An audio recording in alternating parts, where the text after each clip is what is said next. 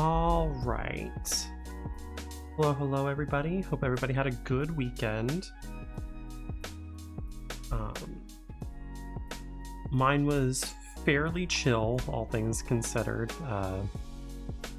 It was 4th of July in America, so did some 4th of July related stuff, and that was basically about it for me. Chat. Hello, Krasny. Hello, Flimsy. And hello, Lucy. Good to see you.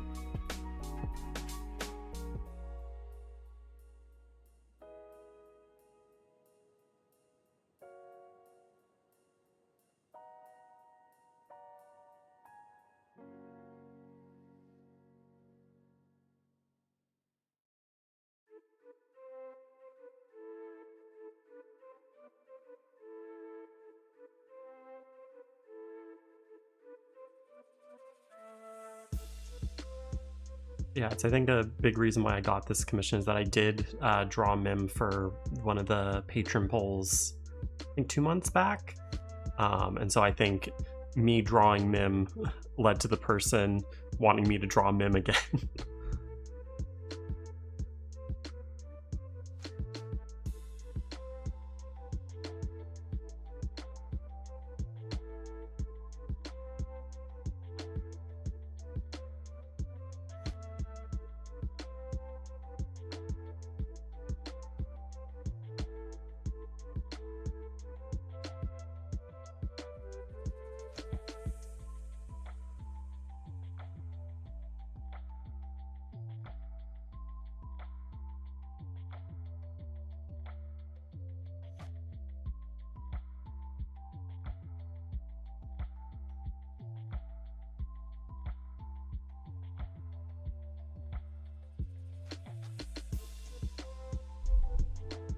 It's one of those things where it's like, Dragalia is the moment you mention it, so many people will be like, God, I missed that freaking game, which is like, I feel like if any other gacha game went under, you would not hear the same thing. Like, you don't really hear it for Alchemy Stars.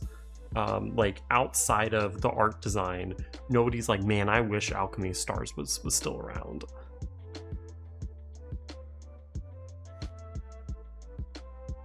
So it's just funny that Dragalia is like the one gacha game people can look back on fondly.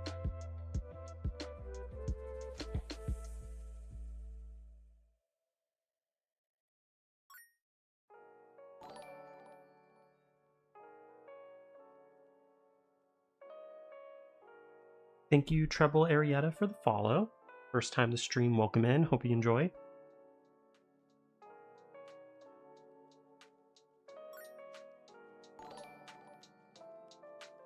Oh, and thank you, Aerostar, for the follow as well.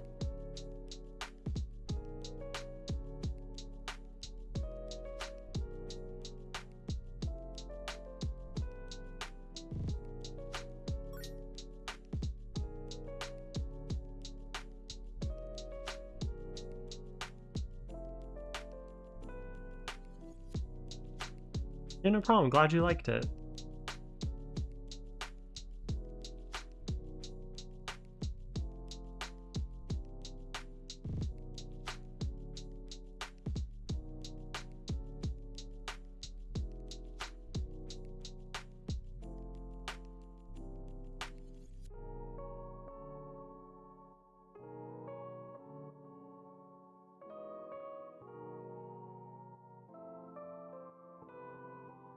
But yeah, we're basically just been going until I finish this commission for this stream. I have the sketch for one other commission that I can get finished up. And then depending on what time we get done with all that, we'll see where the stream's at that point.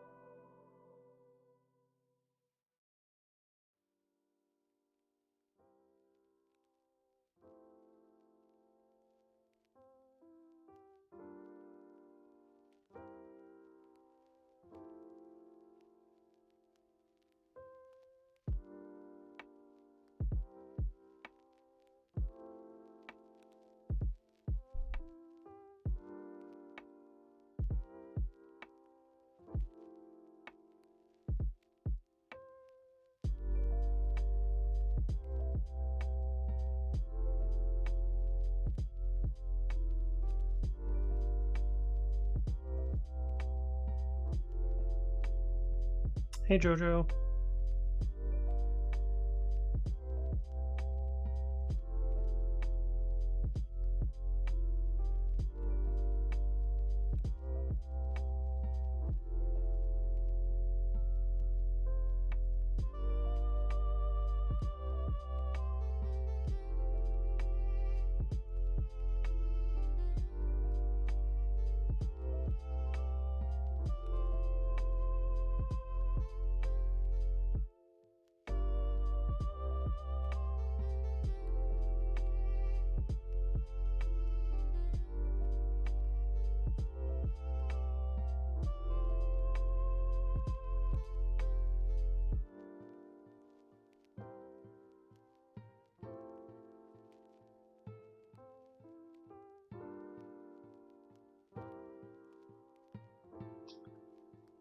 Well, you'll have access to this on Patreon later today, because this is the number 4 in the usual commission log set. So you'll have the full version soon enough, or like the watermarked version at least.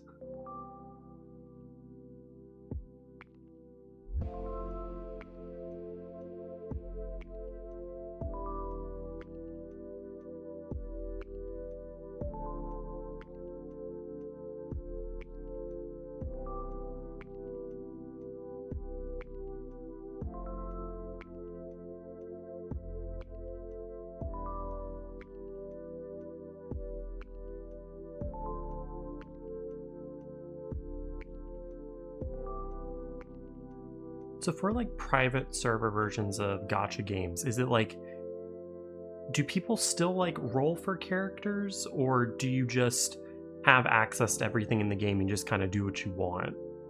Like, I've never really looked into it that much.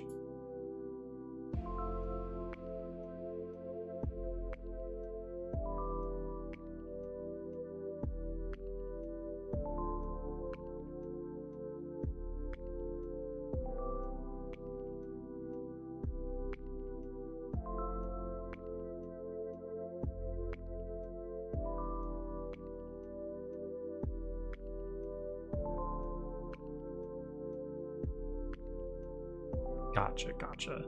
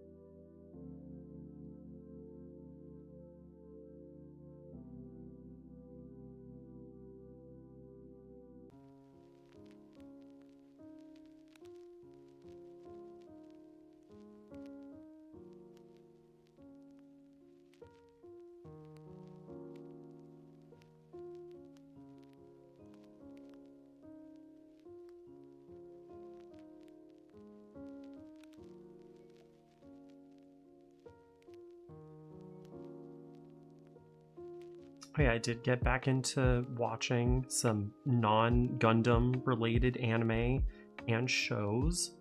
And it really is crazy when you are stuck in the Gundam zone for months that you watch other things and you're like, wow, I forgot what it was like to watch something with good pacing. I know I say that a lot, but it is just funny just getting out of Gundam for a little bit and being like, right, there is like there's more to life than watching a Gundam show that you don't like.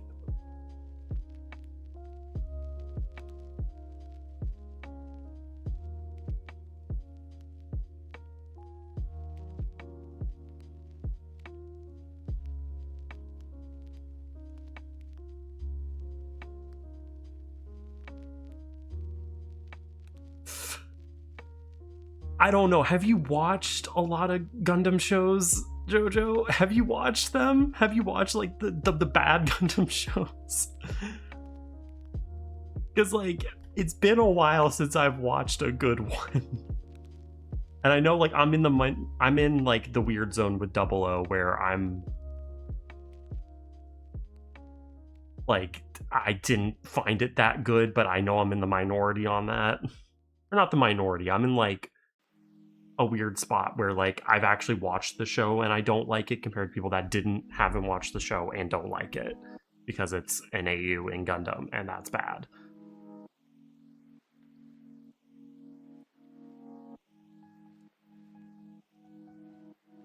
But also is when I say I'm watching new stuff, it is stuff that made it into my peripheral vision.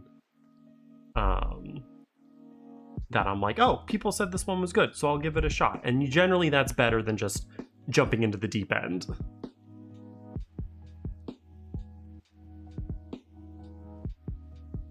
Yeah, Victory and Seed are probably like they're close. Okay, Seed is in the okay-ish zone where it's so goofy that it's fine. Victory is in my I hate that show with a burning passion. And I know I'm apparently in the minority for thinking that. And I know that I'm in the minority for really not liking Victory. But yeah, you can watch G Gundam and Turn A. G Gundam and Turn A are good shows that I think people could watch and like. Trust me, I have found out that apparently not liking Victory is like in modern day Gundam fans, you're crazy for not liking Victory. And I feel like I'm the insane one when I'm like, what about all these reasons that Victory is not great? And they're like, no, maybe you just don't get it. And I'm like,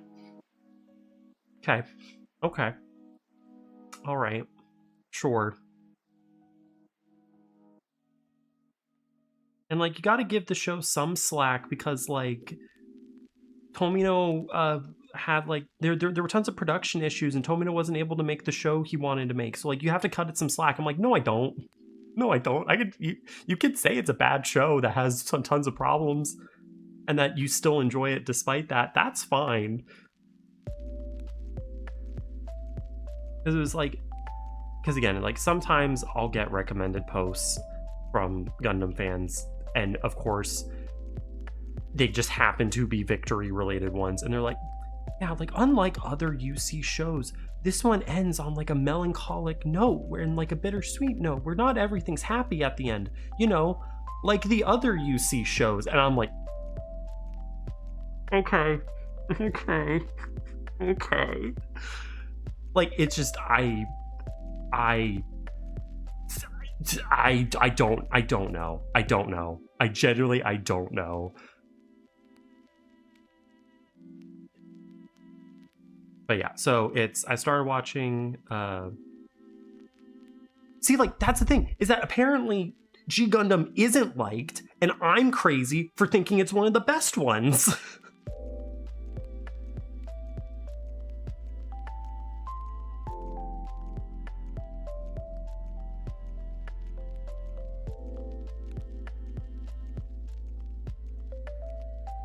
It's again, being like tangentially related. I'm not even gonna say I'm in the Gundam fandom because it's more like I watch it from a distance and like I share my opinions, but that's it.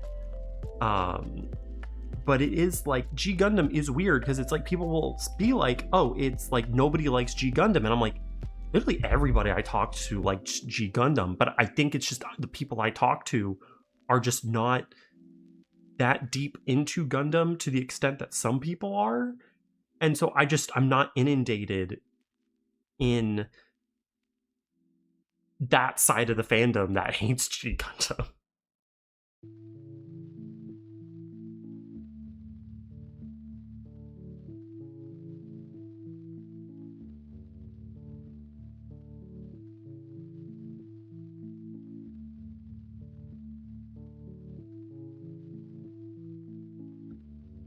Yeah, and see, for me, I'm a person who's like, I haven't liked most of the Gundam shows I've watched, and I don't know why I'm doing this at this point. It's kind of how I'm like, coming out of Double O, that's how I'm feeling, is like when I put my list, I was like, wow, out of the 21 shows I've watched, only 7 of them have gone past like a passable tier.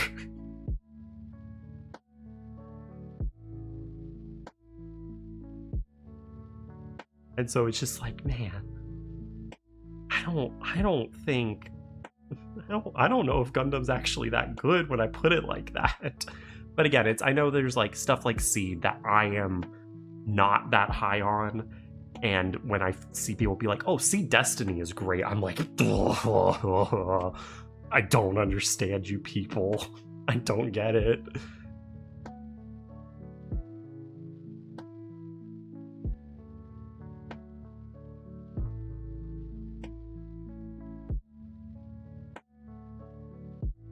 Because it is like, if someone's like, oh, I didn't like Turn A that much, I can get that. I can fully understand like where someone would be like, Turn A just like didn't work for me. Like, even if that one's my favorite, it's like, I get it. But it's kind of like,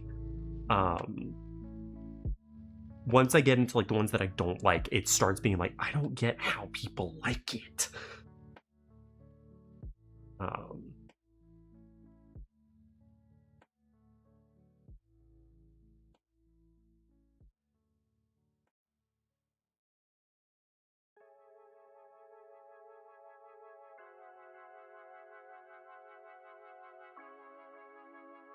Mm-hmm.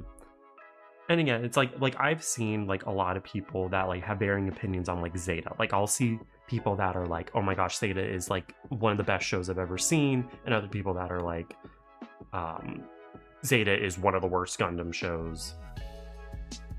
And it's like, I don't really know where I land on Zeta. I feel like I have to rewatch it at some point to see if the stuff that I didn't like is now worse now that I've seen more Gundam shows, or if it's better. I don't know.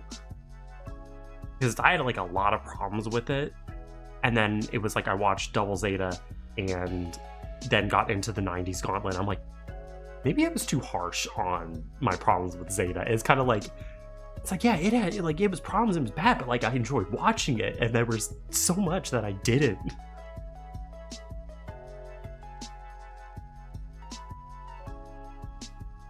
Yeah, that is kind of how I felt getting out of Double O, where I was like, it has a like, there's only 33% of this series that I put in a, yeah, I can watch that again. Everything else is like, I honestly feel like I have wasted a bunch of my time watching these shows because I haven't enjoyed most of them. Even if like there are some where it's like, I can get why people would like these, even if I didn't.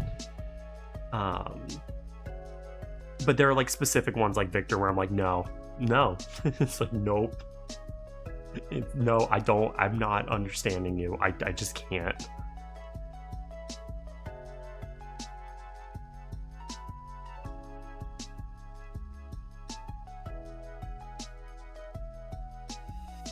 And again, I think also part of it is the fact I'm doing it in production order, because I feel like if you were to just be watching them in like a random order and you're just like, oh, I guess I've never watched Victory, and you watch it, you'll probably have a much better time.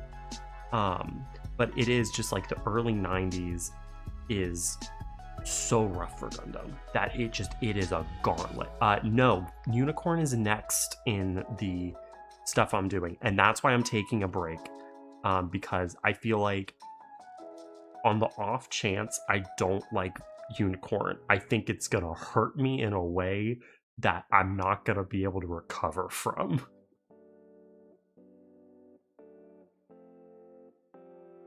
Because that is a show where I have seen so many opinions from so many people that like I talk to normally, not just like on the Gundam side, that have so many varied opinions on, that I genuinely do not know where I'm going to land on this show, and I am gonna give myself some time to watch other stuff before that happens.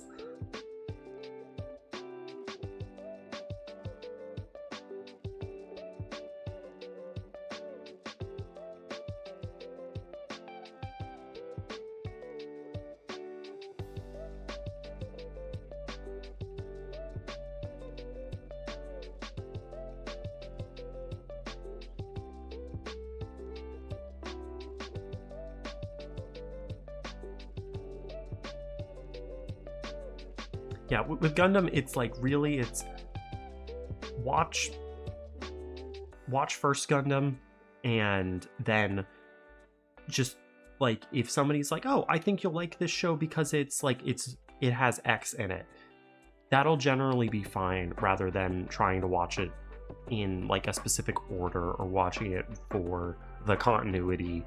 I think that those are recipes for hurting yourself. Not like physically, but just like mentally.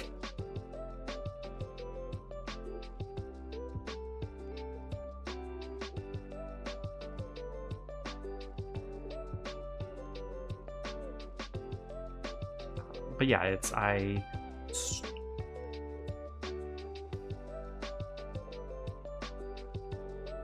well, here's the thing. Gundam X was honestly like a sleeper hit for me. Wait. I guess I didn't get that joke.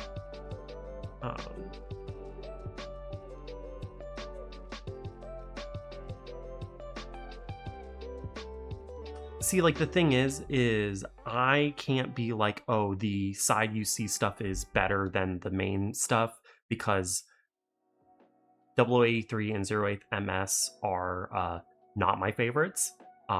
And so I can really, it's really just War in the Pocket is just objectively one of the best ones, and I haven't gotten to Thunderbolt yet, so I can't really judge that.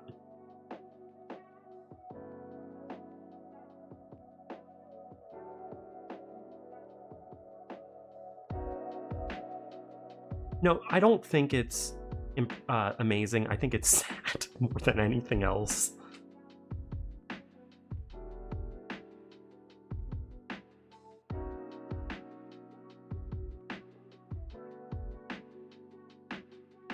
Because, like, really, I have no reason to do this.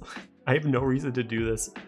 It's more so, it's just like, I have no reason to do this other than sheer curiosity, and I feel like I should have just stopped the whole production order thing. Like, after I finished Turn A. Yes, I have seen Turn A. It is my favorite. It is objectively, for me, the best one, and it's frankly not a fair comparison to any of the other Gundam shows. Not when it's a 50-episode anime series. That I think is the issue. Is like, I can make it through some of the OVA series decently well. The issue with Gundam is that they're mostly 50-episode shows, and they're not great for the most part. I think that is like why I think it's sad for me to have this commitment. And also why it's taking me a long time to get through a lot of the shows is because it's 50 episodes. It is a 50-episode show that are range from being good to not good. And it's the shows that are really good. I can, like, here's the thing. I finished G Gundam in like a week and a half because I was enjoying watching that show. Gundam Wing took me like 5 months because I just wasn't enjoying it.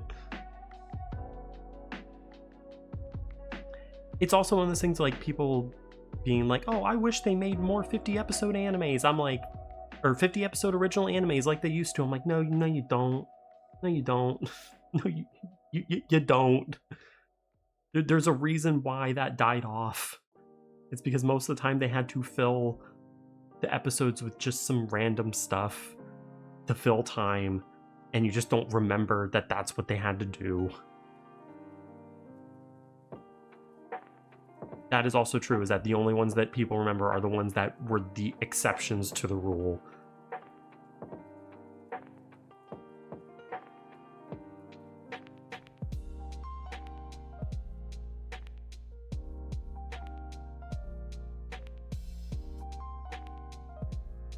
Yeah, it's like the only times like 50-episode shows like look really good is if they're like Miracle Productions, like either of the Full Metal Alchemist animes that like I still honestly don't know how they managed to do that. Okay, but again, it's like, but those are not original. Those are adaptations, which means they do have a bit more backing than other shows. But like original series like Gundam, where there is nothing they're really adapting it from outside of the cases where it is an adaptation, it is like, I don't know how you make 50 episodes of that right off the bat.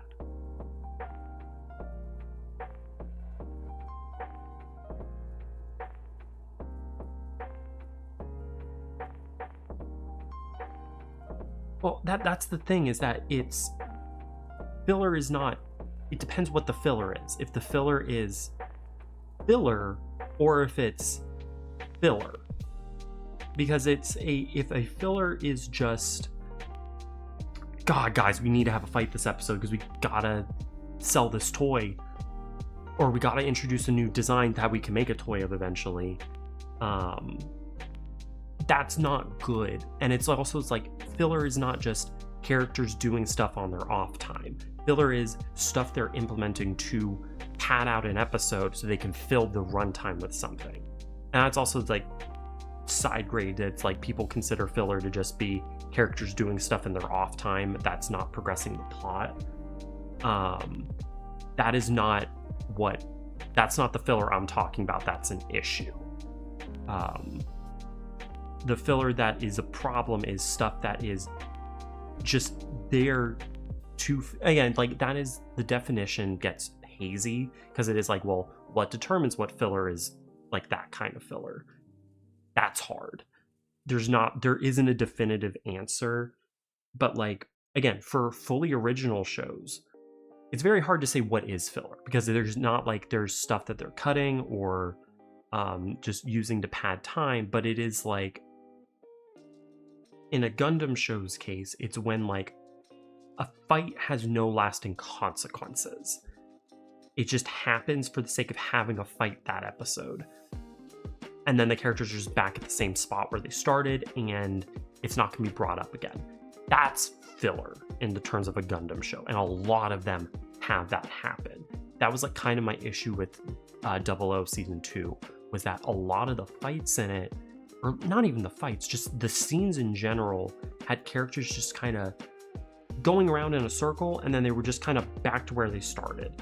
And it was like, okay, why did that happen? And the answer is because they're waiting for the plot to get in a point where stuff can happen.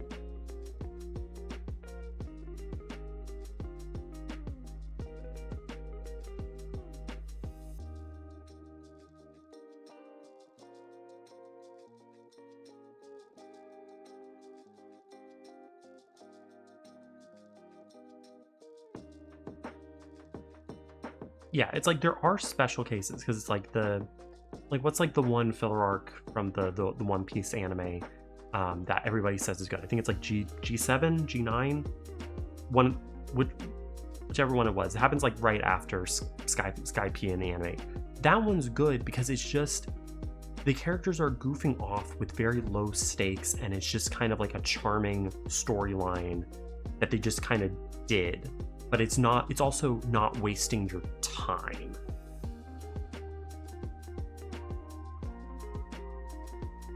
So it's fun, and you get to see a lot of fun character interactions that just aren't present anywhere else.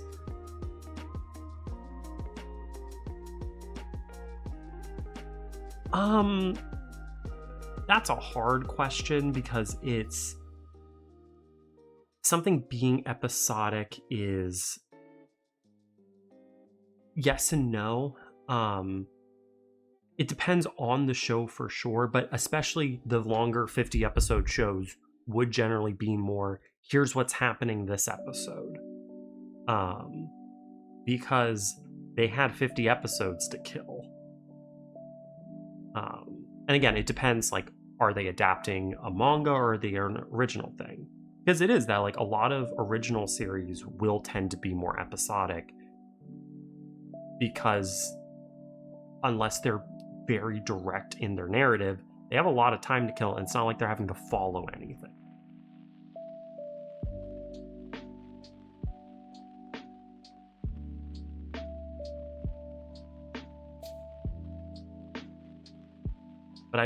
But like, to me, I don't think it's ever actually like gone down or up over time.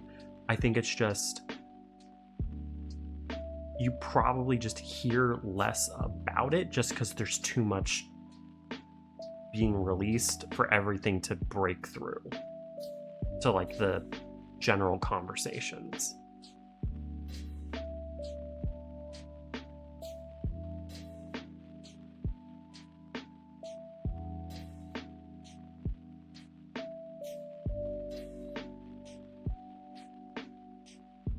Again, I don't know. There's still like plenty of slice of life episodic anime being released. We just don't really hear about them that often. I guess that's more so the point I'm trying to make, is that I don't think episodic has gone down. It's just changed.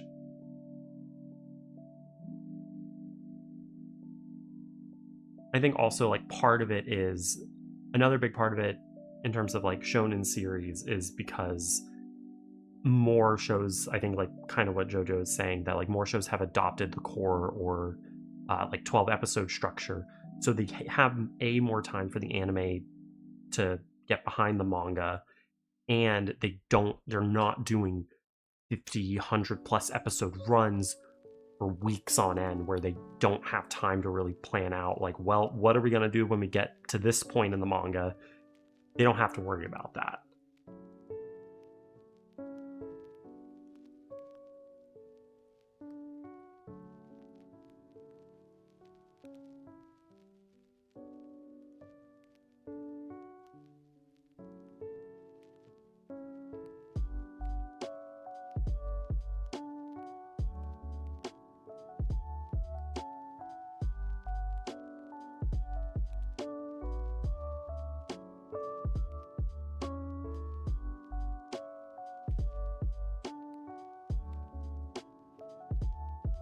But yeah, I think like the shows I'm gonna be watching through before I jump back into the Gundam stuff is Kamina Botan.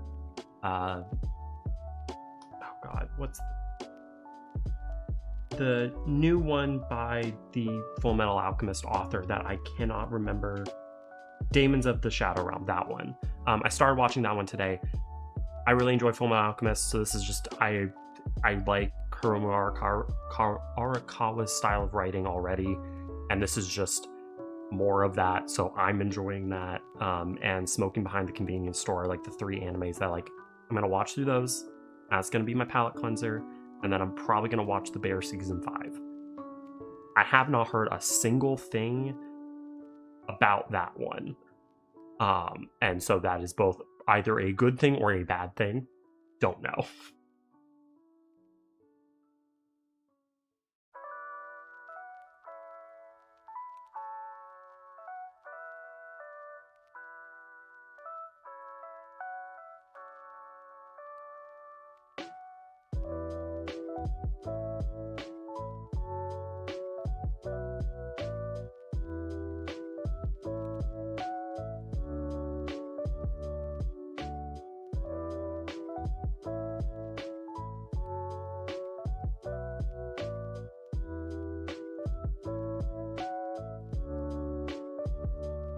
Nice. It's one of those where I could tell from like the very early stuff that I was gonna like it. I just never set aside the time to read it.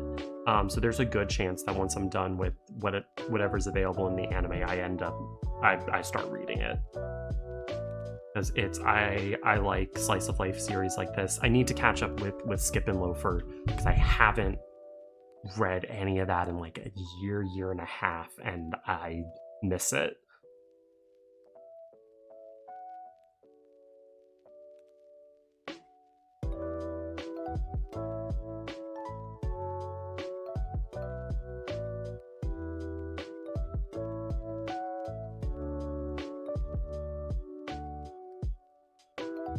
Mm-hmm. Yeah, it's funny because it's like most of the stuff I talk about aren't slice of lives, but it's like you give me a good slice of life show, or even just like a passable slice of life show, I will enjoy it. Because they're really easy to just sit back and relax and watch them. That's why they're popular.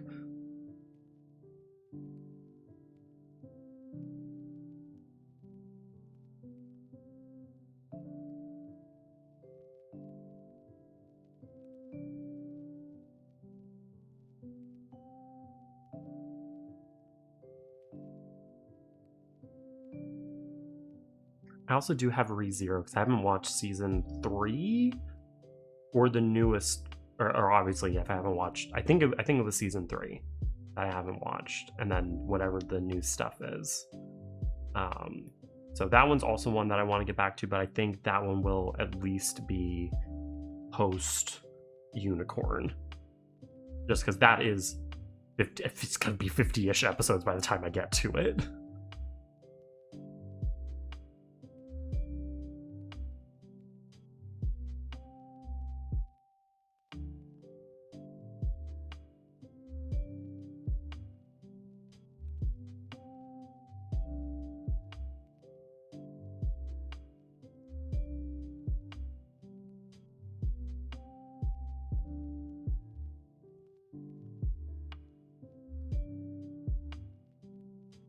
Oh, I liked it. I did finish chapter 5 yesterday.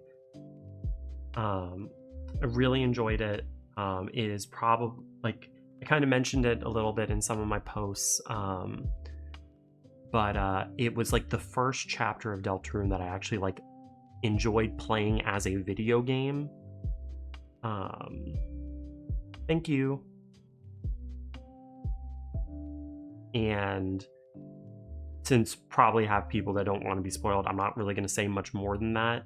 I think like story-wise, it's probably like one of the weaker stories on quotation marks, but I think like it's still good.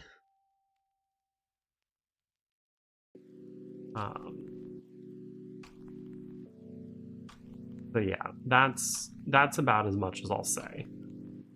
Is that I enjoyed my time with it. I generally enjoy Deltarune stuff in general, but this is like the first chapter where I was like, I finished up like, oh wow, the gameplay of that was actually pretty good, which I do not think I've said about a single chapter for Deltarune.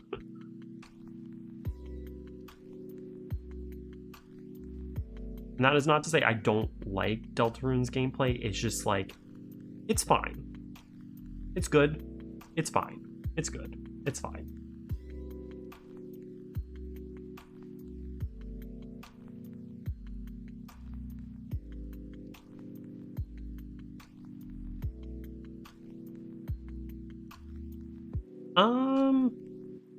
I mean, like, that's up to you. It's one of those, I think when you first get Deltarune, it does ask you if you're familiar with Undertale. So it's like, it does want you to have played Undertale before, but how much you actually need to be involved with it, that's up to you. If you just want to play Undertale again, you can't also just do that. Then yeah, you're probably fine, but if you want to play Undertale again, play Undertale again.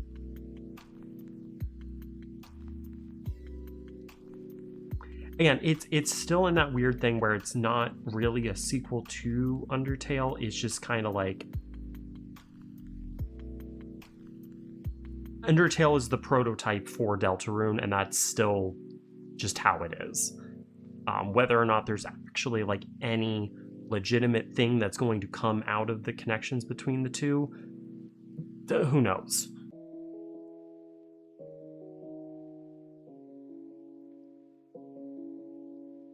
I wouldn't say it's an AU, it's just kind of like Undertale exists and Deltarune exists. Some characters will overlap, but you're not needing Undertale knowledge to understand what's going on in Deltarune. But like you'll get things a little bit better. But like it's weird. It's weird is the best way to put it. And like if you haven't played any of Deltarune, chapter 1 is the worst one, and it kind of sucks that it's the worst one. So like if you're not having a good time with it, I would say to at least give chapter 2 a shot. I think like chapter 1's probably like 3-4 hours long. And then chapter 2 is, I think, where the game actually like starts being good. Chapter 1 is just a bit rough, at least for me.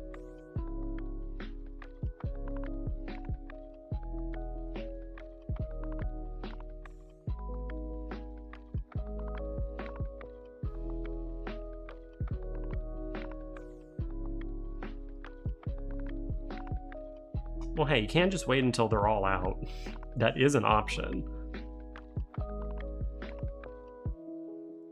Yeah, music is always great. That is one thing that I can never knock anything about the game is the music. It's always good. It's always great. No notes.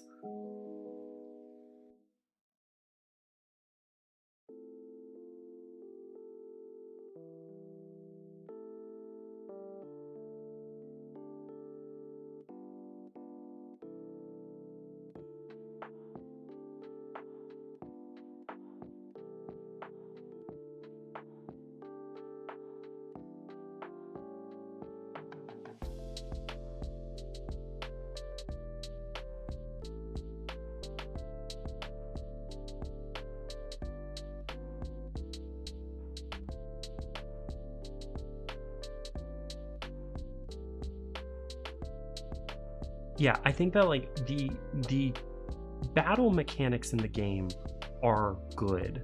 I think that it's like the reason why I say like chapter 5 is the first one where like I've enjoyed playing it is that the actual like overworld exploration in chapter 5 is good. And I don't think I've been able to say that about any other chapter in Deltarune. The actual like fighting combat I do enjoy a lot.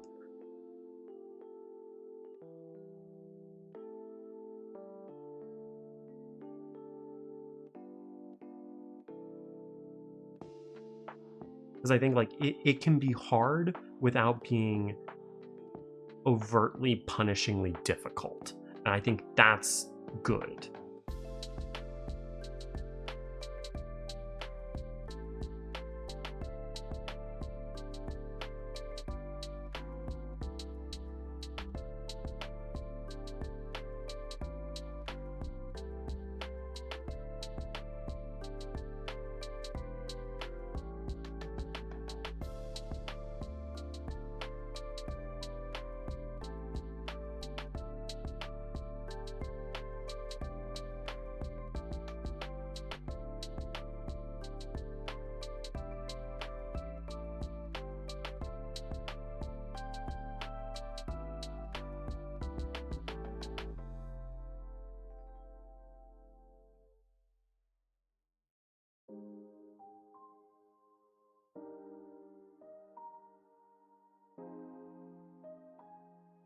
That's also a fair thing to do, to just wait until all the chapters are done.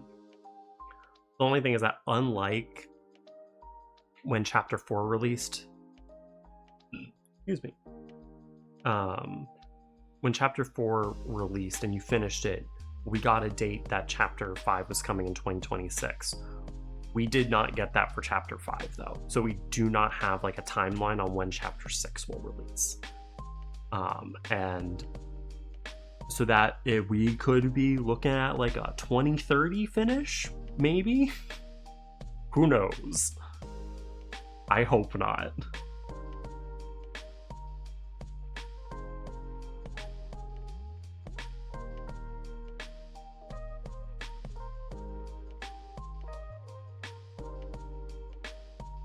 Yeah, it's still, but it is still just like there's not like a timeline on that though. I thought he said like when chapter 4 was almost done that chapter 5 was also close to being finished, and that was still a year between the two. But yeah, no, it's crazy. I wonder why there's suddenly less to do for chapter 6. Crazy.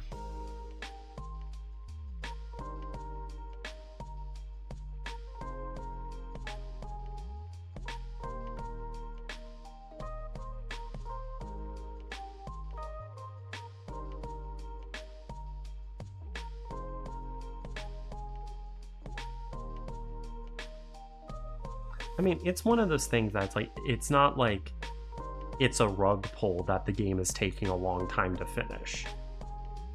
I think like the moment episodic release was heard, it's like, okay, this is gonna be a long one.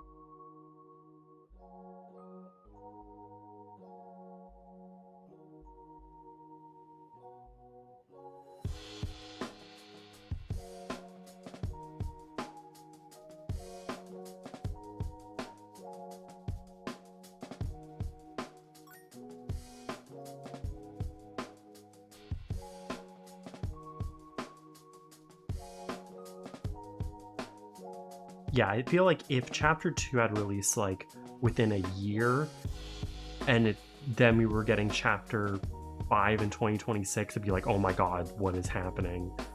But like the chapter 2 taking a long time, I think set the bar for like, okay, this game might take a bit. And yeah, and that's also like each chapter does have its own gameplay mechanics and stuff that like do set it apart.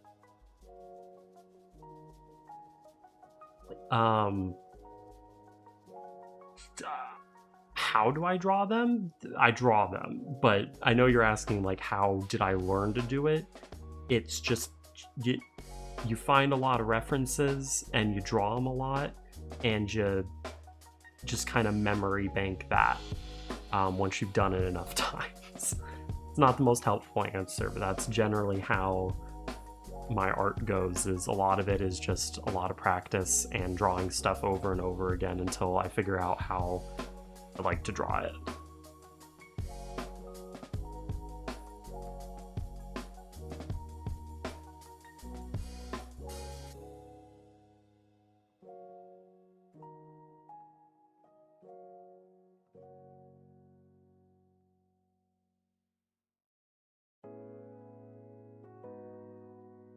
Yeah, and that also did not help things. But it's like, because wasn't it with like after chapter 2, it's like, yeah, I need help to finish this game, because he was still like a pretty much a single developer. I think up until like what, midway through chapter 2, I think. I could be wrong on that.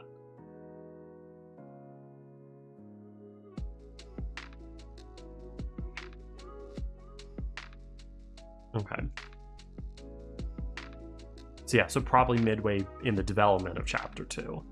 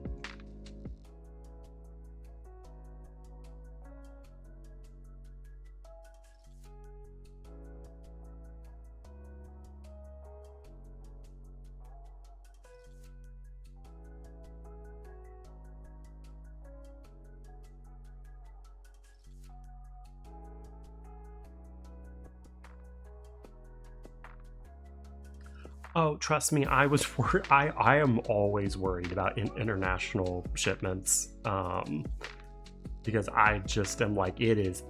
They take a long time to get there, and it's out of my hands for so long that I just gotta hope and pray they are in a safe condition when they get there. So I'm very happy that they arrive safe and sound.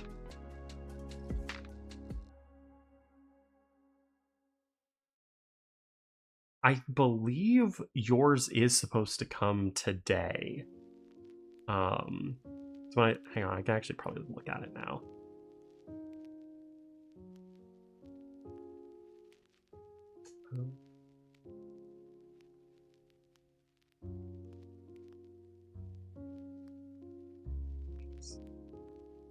Yeah, yours is out for delivery today. So hopefully the cardboard I put in protected it, and they didn't see that it was stiffer this time and decide to suplex it off a cliff or something.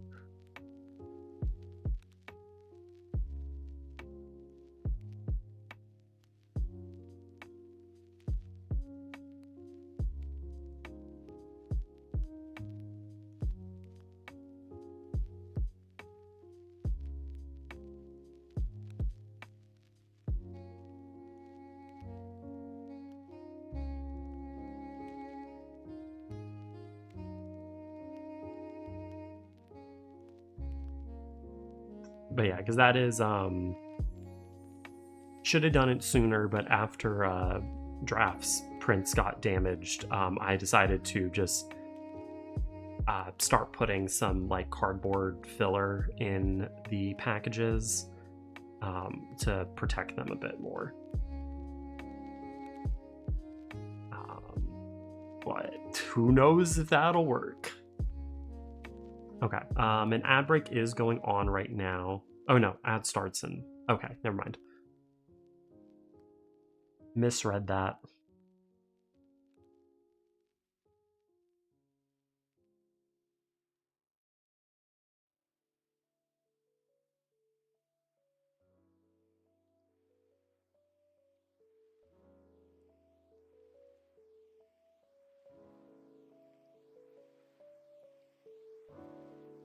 Yeah, I know that like a lot of people are here now are in the no ad gang, so I know I can't completely goof off during the ad breaks.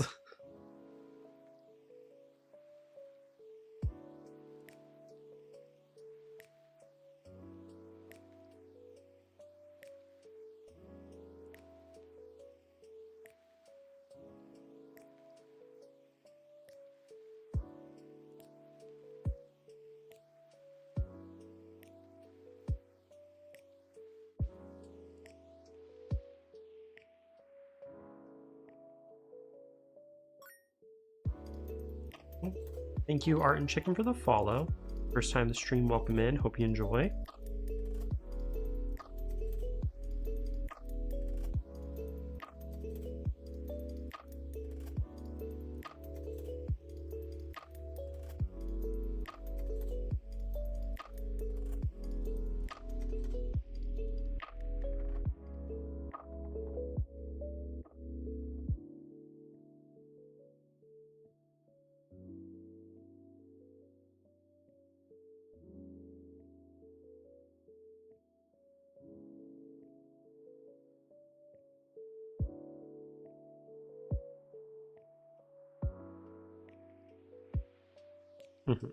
Fingers are crossed.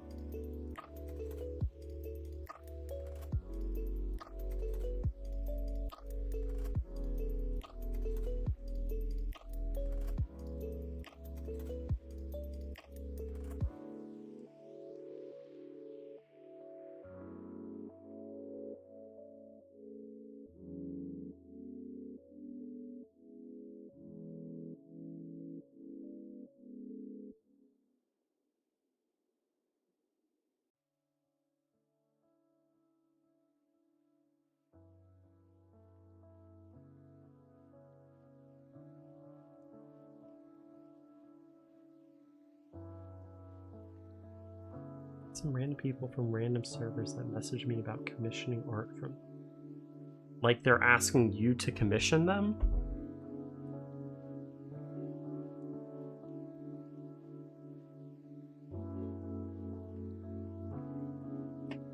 But yeah, it's either a scam or someone who's very desperate is the general result of that. Is either the person is very desperate and you probably shouldn't commission them if they're being that desperate to ask for commissions, in the sense of like directly asking people for commissions, and or it's a scam. Okay, I'm gonna step aside to refill my water. I'll be right back.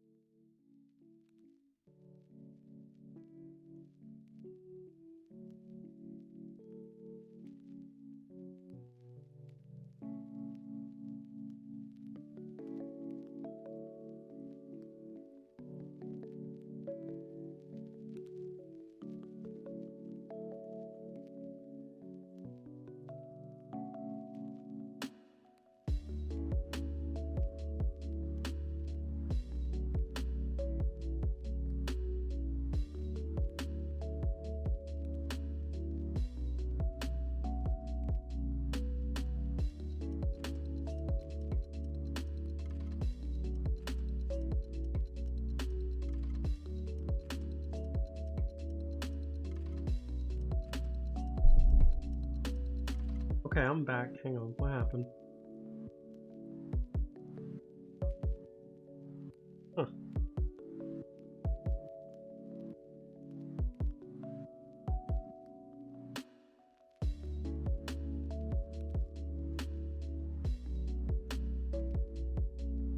So it's one of those that like,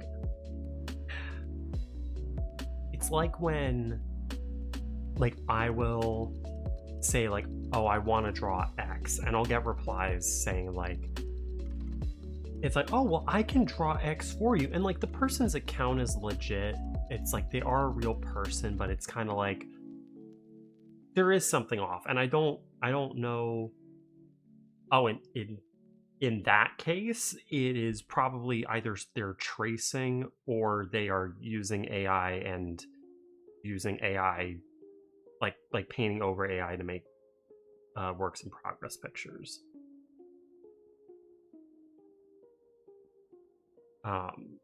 Again, it is, if somebody is reaching out to you directly to commission them, it is, just don't trust it.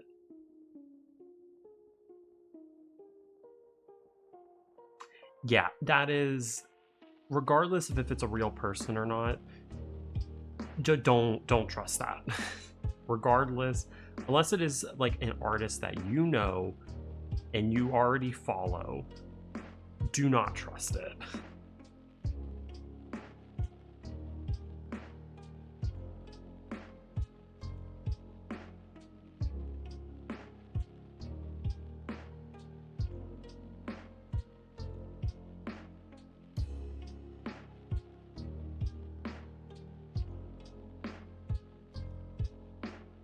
Yeah, I'm sorry the Twitch sub stuff didn't work. I don't know why that would have happened.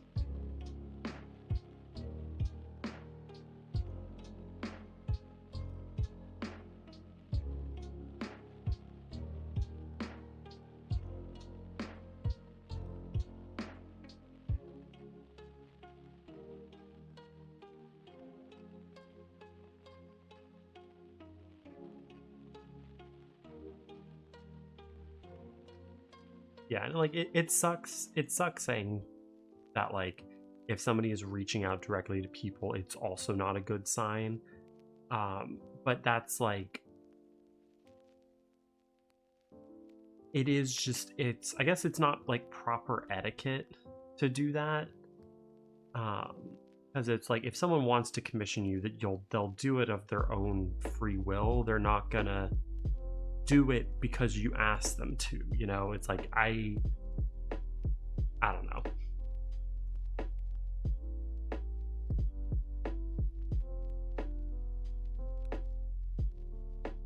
And that's like a me on the artist end, just like I I guess it's one of those things like, well, aren't you asking for commissions when you open commissions? It's like, yes, but I'm not directly going to someone being like, please commission me. You know, it's like hey, here's my stuff. If you want to commission me, awesome. Here's how you do it.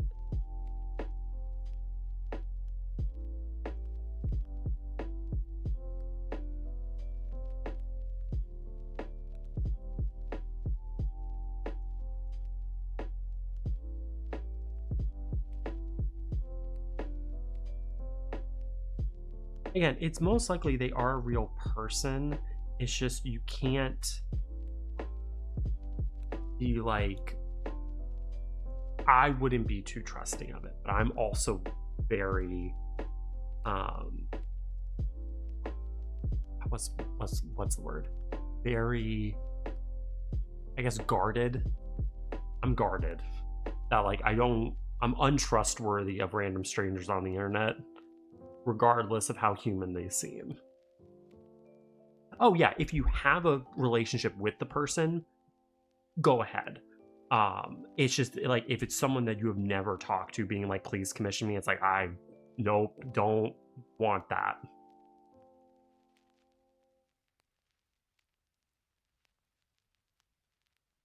Again, it is like a lot of things in life, it's context based.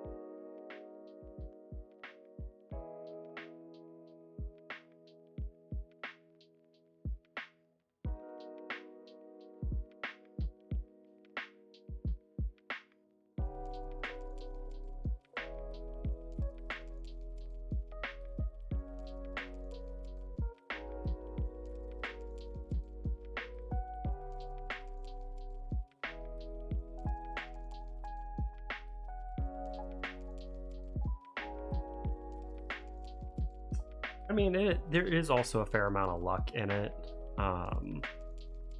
because it is like I say this a lot with like, oh, how do you get like I've gotten questions on like how do you get so many like regulars for your like commission batches? It's like I just lucked into the right people finding my art who have a suspicious amount of money, and that is base like I don't have. There's not a way to guarantee that. That is pure luck, and I'm lucky that I'm lucky, and I'm grateful that I'm lucky. Because it's like there is some amount of science to like, oh, if you post your art this way, if you draw stuff this way, if you use X tactic to like put yourself in the algorithm, you'll start doing better. It's like, to me, I'm like, it's maybe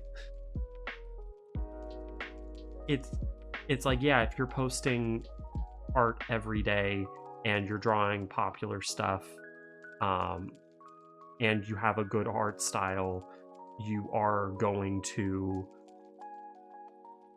gonna get traction on your art. It's like, yeah, that makes sense. And again, it's like oh well, there are edge cases where it doesn't work for those people, and it's just kind of like, well, did they just not try hard enough? It's the answer is you get lucky.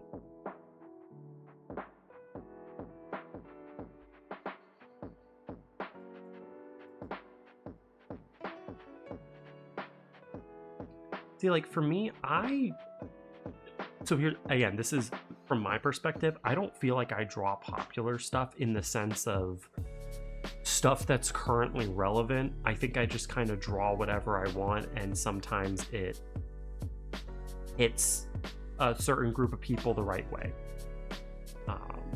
Because it's like very, again, at least like for me, I feel like I'm way late to the punch on like anything that's actually relevant generally. I will like draw popular characters, I'm not going to deny that, but it's really like I'll draw popular characters that I want to draw.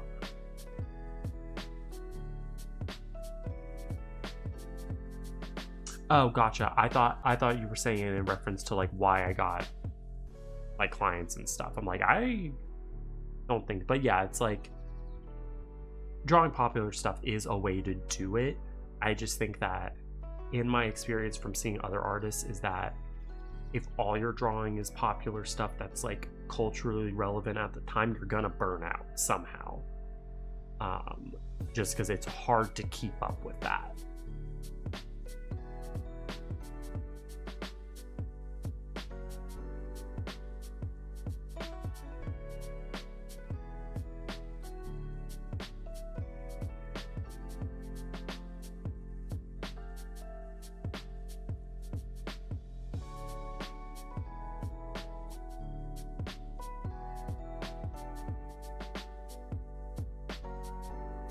That's like another thing in like my own like personal art philosophy is like I have in general like I have a tough time making like event art.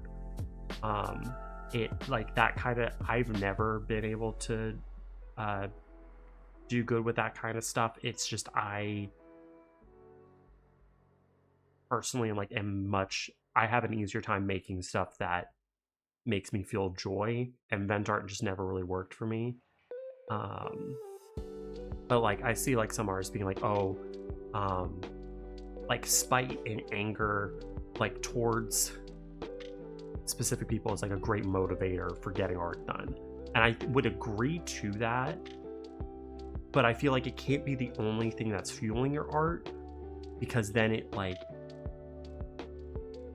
can hurt you a little bit. And it's like it's hard to recover from a burnout when that burnout is caused by anger, or like when that passion you're feeling comes from anger and you get burnout from it. It's very hard to recover from that.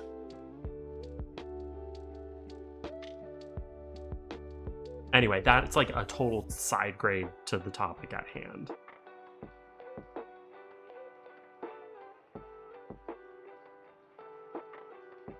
And thank you. Yeah, I'm pretty happy with how this is coming out. I knew I was gonna be painting for like doing like an overpainting for it, because generally when it comes to like duo commissions, where the characters are interacting, it's just much easier to be like, I'm not going to deal with all my layers, I'm just going to overpaint most of it. Because if I like turn like that's the difference between what I had half of my layers below and what I can turn it into if I just start painting over it.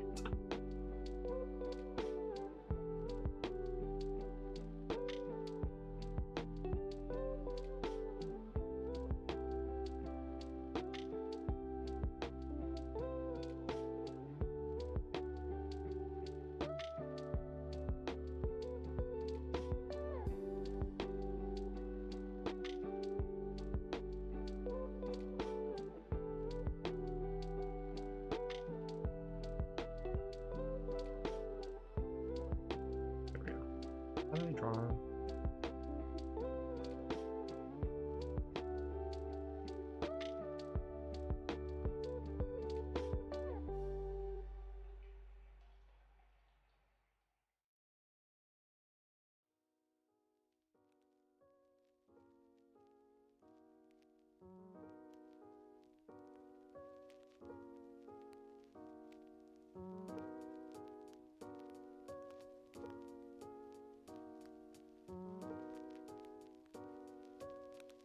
Well, it should still be up in my shop if you ever want to get stuff from me again.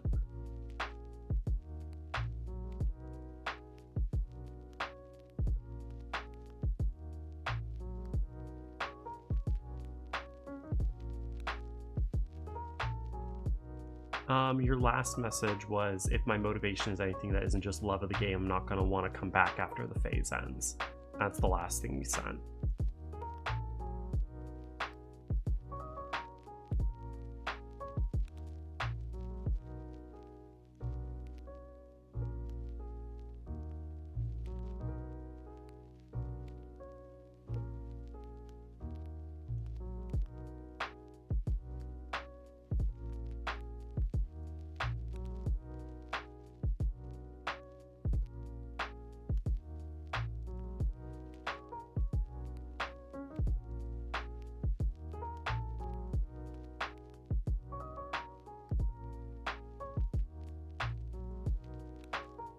The Angie does take up a lot of room. I understand.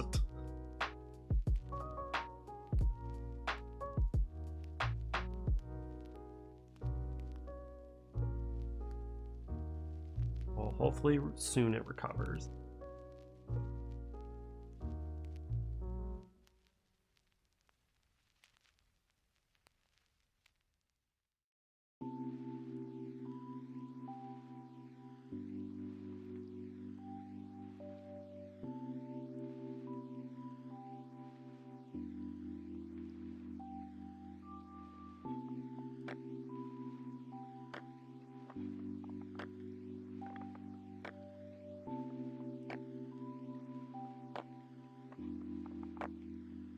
Yeah, I don't like, it's just one of the things that I don't know what to do about overseas shipping, because it is just like, it's just expensive, and I don't think there's like a way to get around it, and especially with how Etsy handles it, is a bit stupid, because it's like the issue I commonly run into with Etsy is that it will, if you like order multiple items, it'll charge you shipping for like each individual item. So it's like, what would just be $20 shipping is now $80 shipping, because you sent 4 prints, and so you have to pay that money, and then I will refund you whatever that overage is, but you still have to do that initial payment, which I'm like, I don't know how many people that turns off, even when I'm shipping domestically, when they're like, why am I paying $40 for a print and a sticker?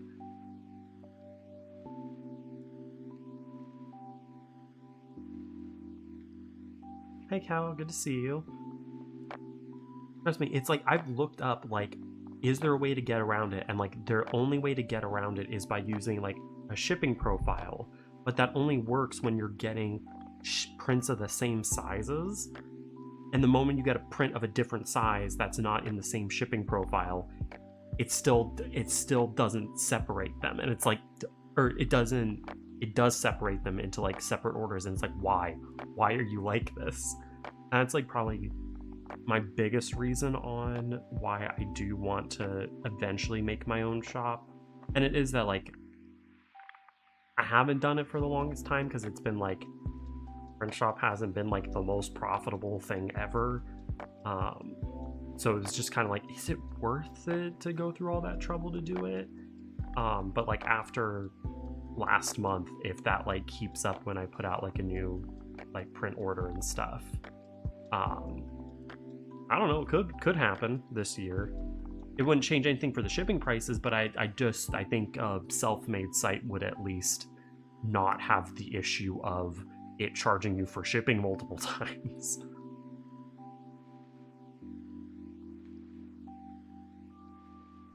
Because it is that I have gotten used to like making labels myself, through other websites for when I have to like send like reissues for stuff. So that part I at least know what to do for.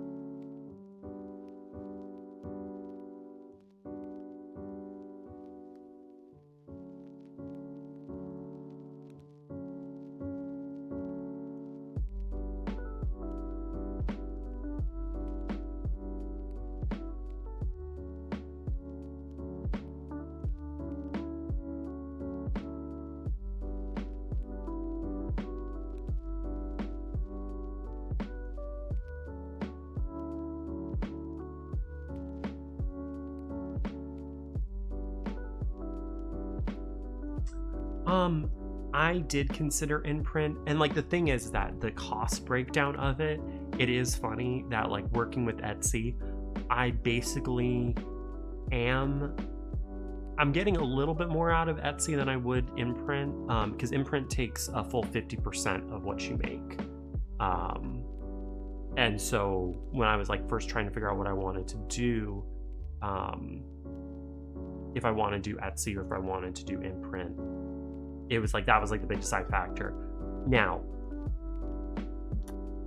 it depends, because again, it's one of those things where I think Etsy is like probably like 60, like I get 60%, they get 40 of like my overall sales is usually how it works out in quotation marks, because it's less they get 40%, but more so my shipping costs are included in that 40%, and it's people pay for the shipping. I use what they paid for the shipping to pay for the label that I need.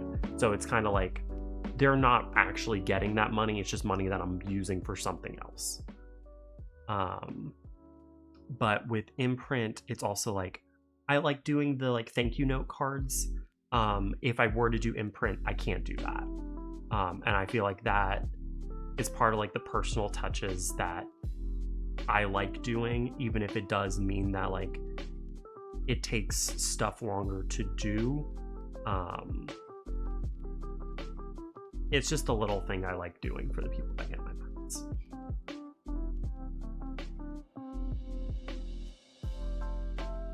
And I also like that was when I was looking at Imprint 2-ish years ago. I don't know what their policies are now.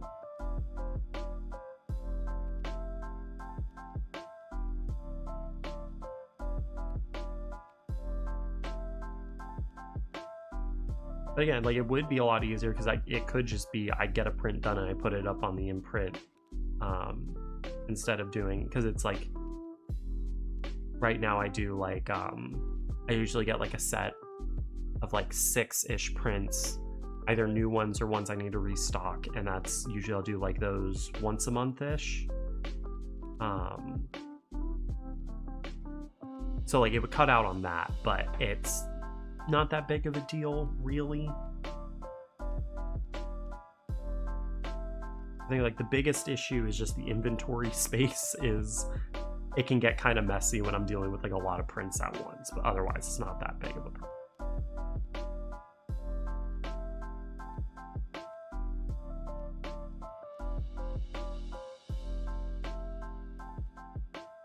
The one thing about the thank you notes is that like I find them a little bit funny because it's all of them is the character facing towards the left, because I'm right-handed and it's very hard for me to draw faces facing towards the right.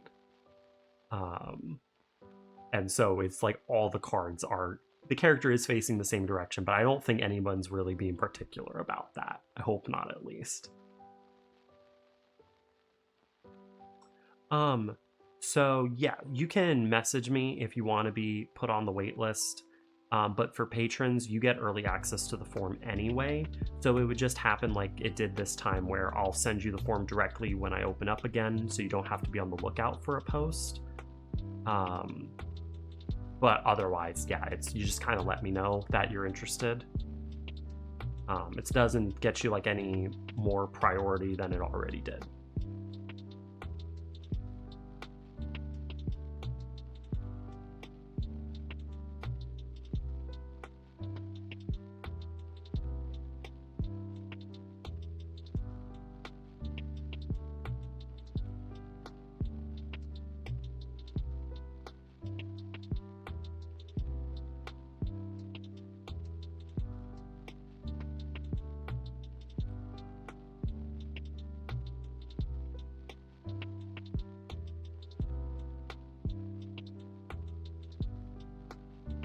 Yeah, I'll probably not look at it until, or I won't respond to it after I'm off stream or on one of the breaks, though.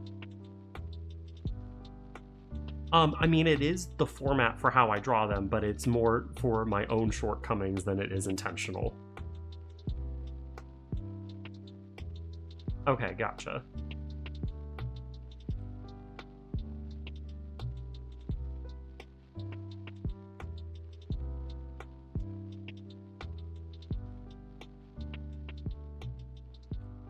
Okay.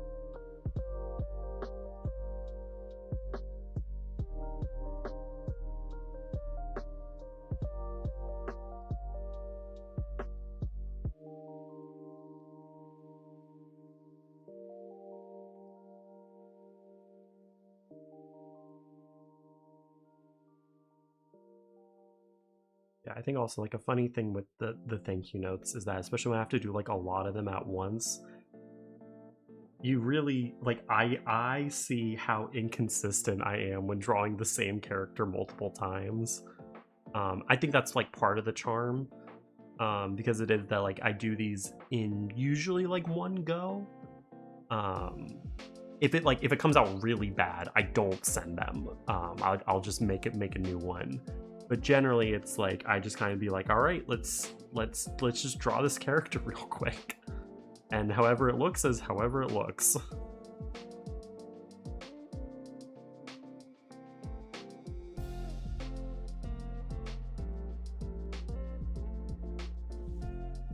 For sure, and these are like they're all like I just use like a brush pen for them, so it's like if I make a mistake, there's no real like going back from it. That's why it's if they get real bad, I'll scrap them, but generally it's like they look how they look, and hopefully nobody looks at them too closely.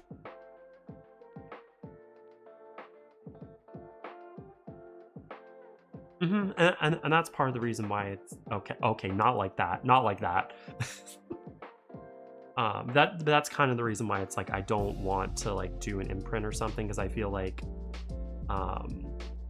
people getting like their own little unique gift thing is neat, and I like and it's like I enjoy hearing back from people when they're like, oh my gosh, she looks so cute, I love the little drawing you gave. It's like oh, glad you guys like it, because it's like I enjoy doing them.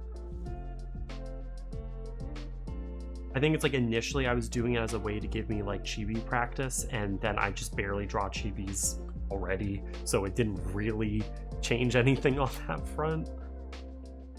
But maybe someday.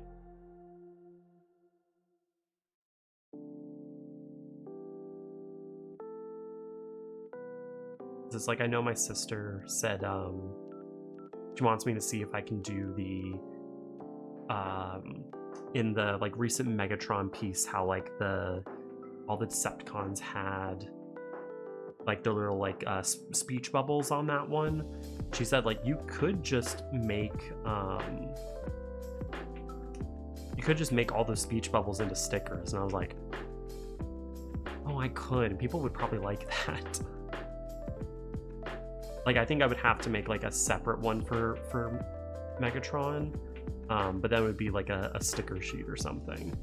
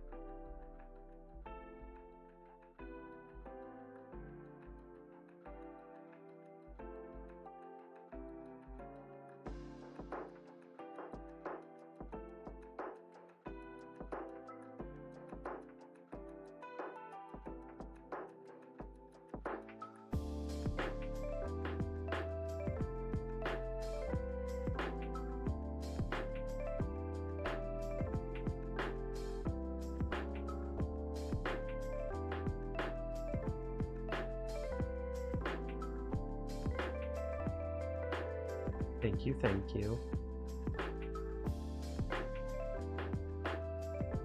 Oh, also, speaking of which, I do need to start, or this is like we're getting more back on the print thing. I need to make designs for my new business card, which means that I probably need to make a new drawing for the front of the business card. Because the one I have is 4 years old now. 4 years old? Yeah, 4 years old now, so I need to make a new one.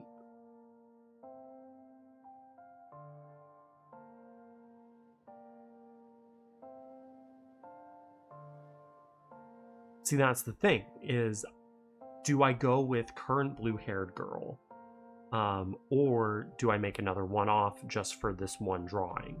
I think I have a drawing idea of current blue-haired girl like taking off her glasses and looking up into like the camera, and doing that as the back, because that could A, work as a stream screen, and could be a desktop background for myself. So it's like, I think that's what I'm gonna do, but I do need to do it sooner rather than later because I am almost out of business cards.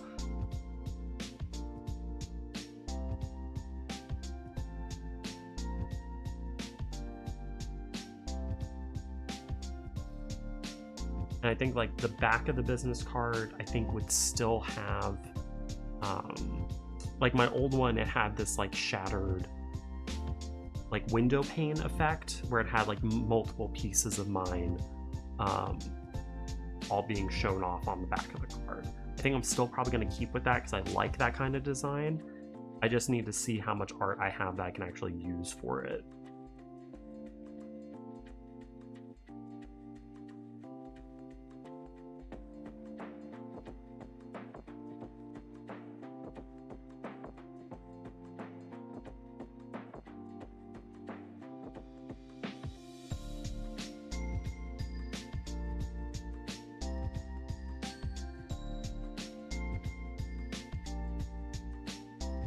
Look, I've been trying to get rid of these business cards for 4 years.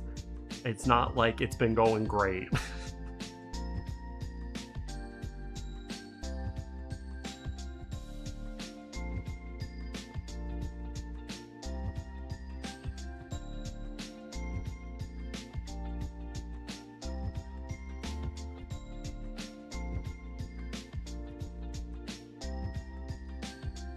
Because they're old enough that I don't even have my blue sky on them, and so I'm like, I feel bad because that's the site where I'm most active, but it's not even on my business card. Oops. And what if there was like a block of data on like a chain of some kind? I think we might be onto something.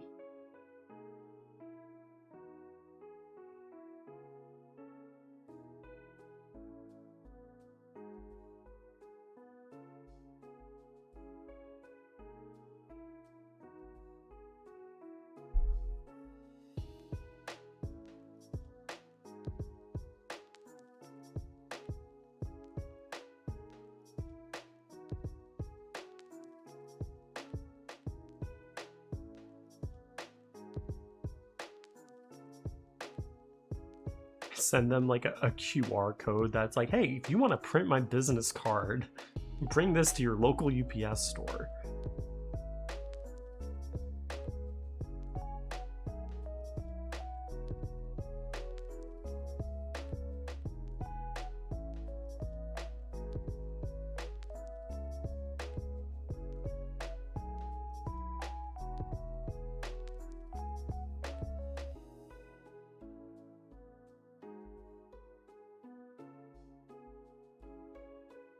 Oh.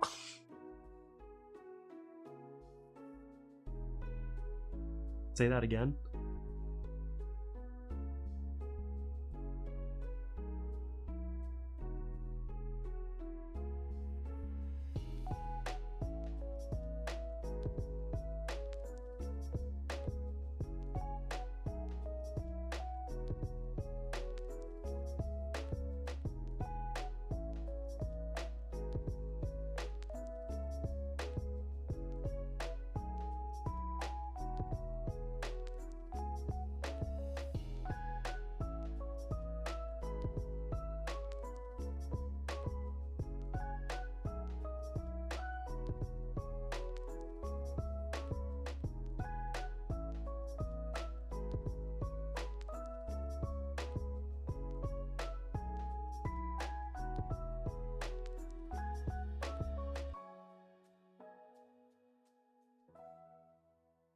How much longer for what?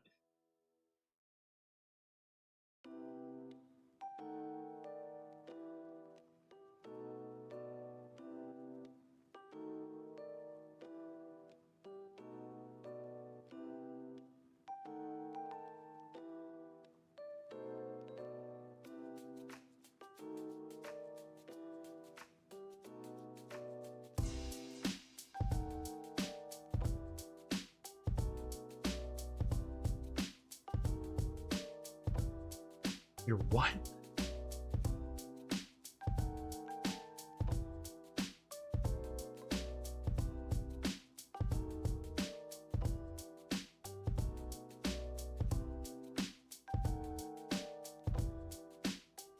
Oh my god, guys, we have a celebrity in the chat.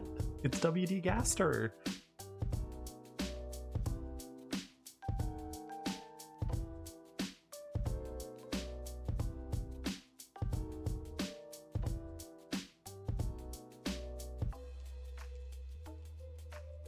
What's it like being a pirate?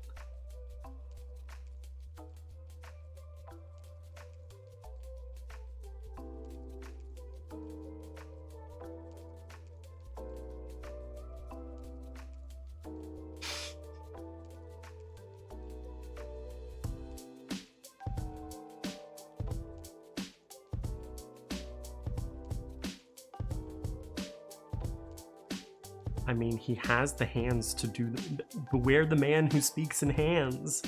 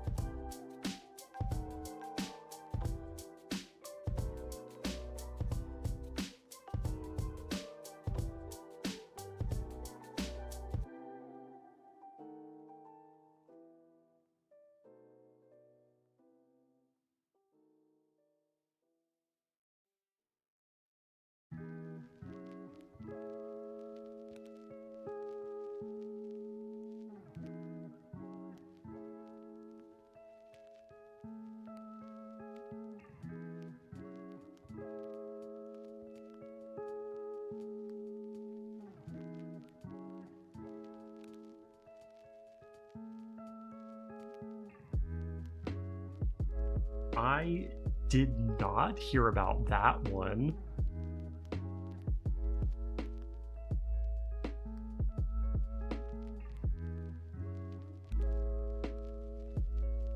Look, we all got our interest, and some people just really like Gaster.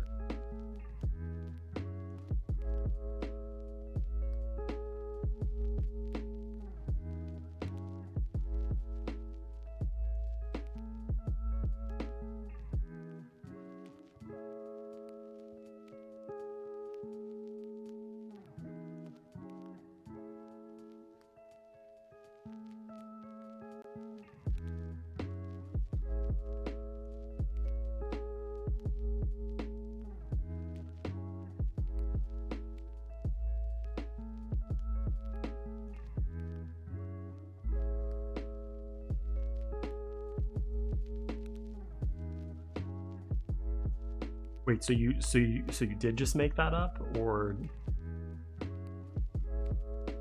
because also that definitely exists if you were just doing that off the cuff. It definitely exists. I'm pretty sure I've seen it.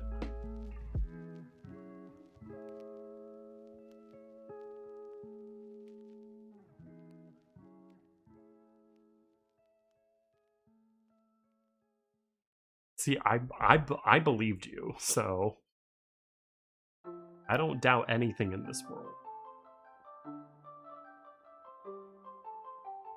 Okay, see, like that one I know about.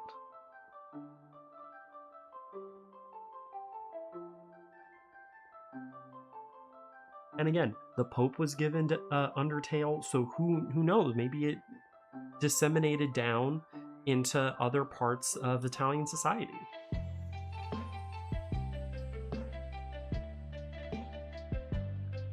Could Gaster have been Tifa this whole time? That's the real questions we gotta be asking.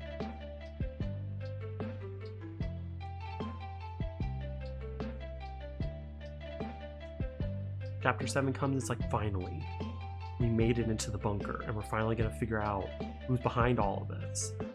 And it's just Tifa Lockhart in there.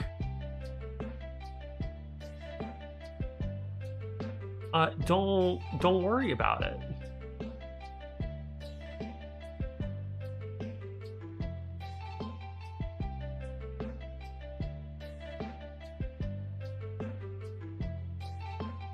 Yeah, we side tangent off of the Gaster talking back to the drawing, and yes, it is Mimin and Mercury.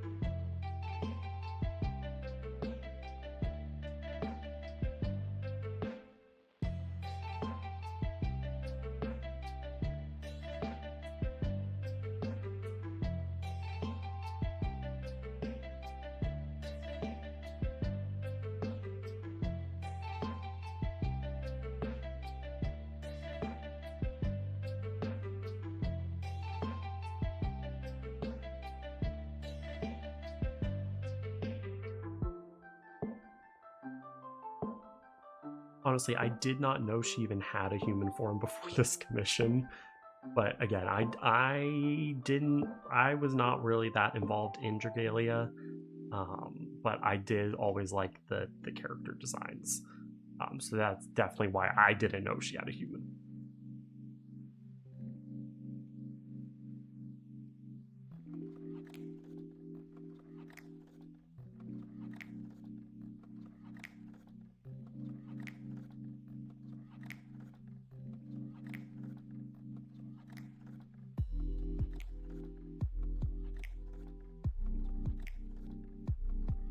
Okay, then that's also definitely why.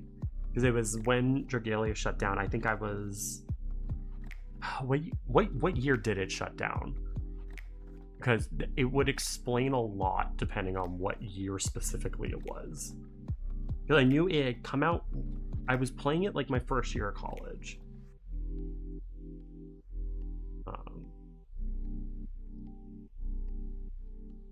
Which one's Verica? Hang on. I think I remember who that is. Yep, that is exactly who I thought it was. Yep. Yeah, I wonder why you would want me to draw her. Yeah, 2022 was the year I graduated college. So yeah, that was not happening that year.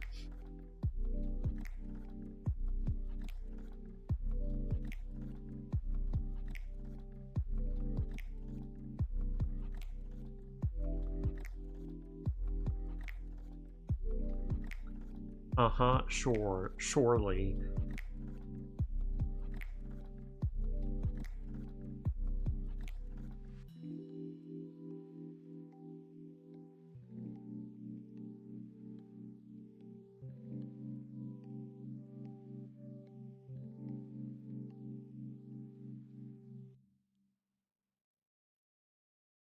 Uh-huh. Uh-huh.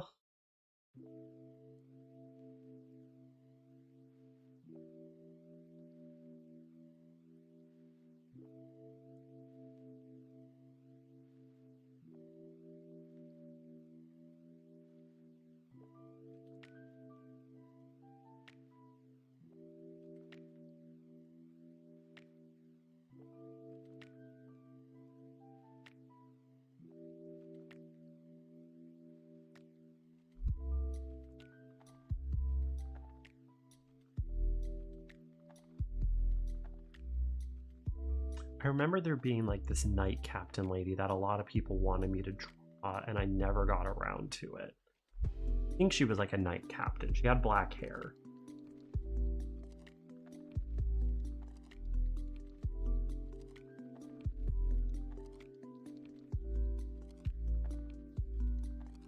I think it was black hair. I could be wrong.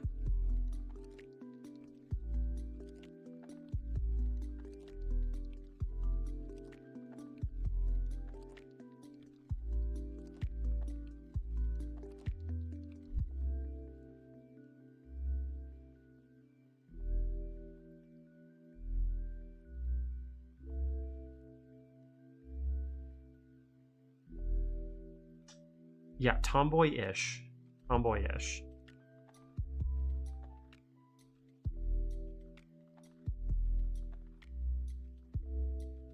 Yeah, and what was the other half of that piece?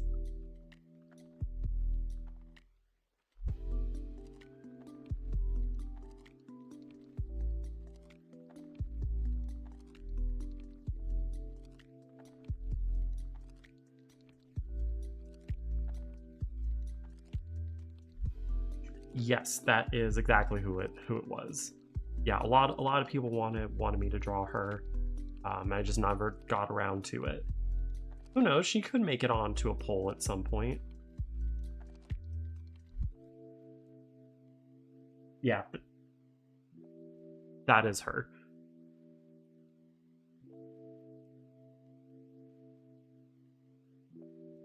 And yet, what did the commission involve? So you know, somehow it all leads back to it.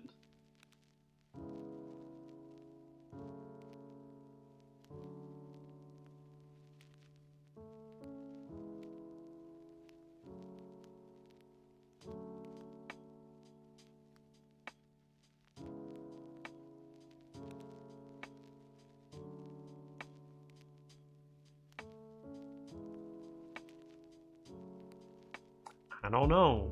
It's just hard to tell, really.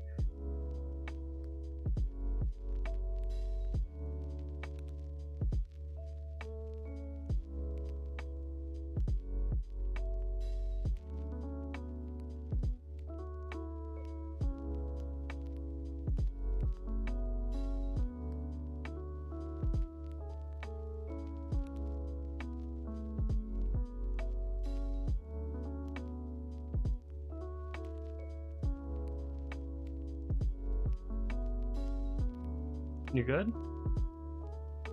Benny, you good?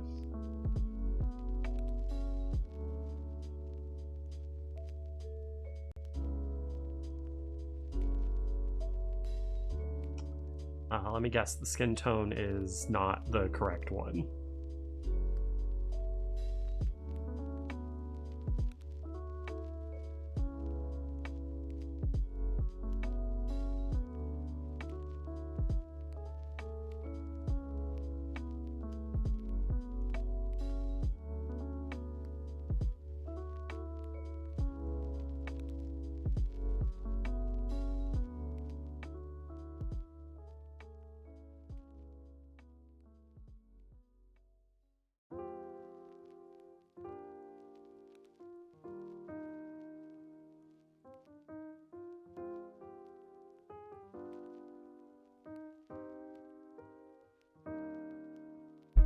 It's one of those things, like, I can say, like, after working with her colors, it is a bit harder than normal skin tones, just because there's not really a lot of areas to shade it. It is more, you have to be good with like bounce lights and reflected light rather than being able to do like base tone, dark tone, lighter tone for highlights. But that is just a skill issue if you can't figure out how to do that, personally.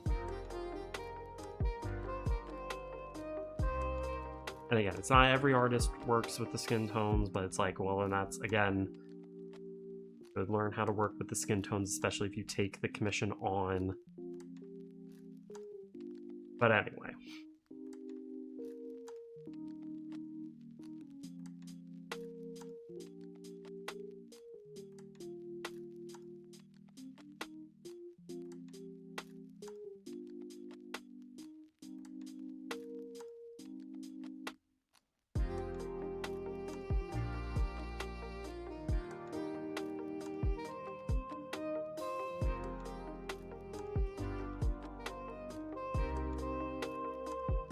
Oh yeah, you're not in the server that much, but it is a very common thing that Benny's character from the last stream very consistently gets her skin tone done wrong, either intentionally or unintentionally, by the artists that he commissions.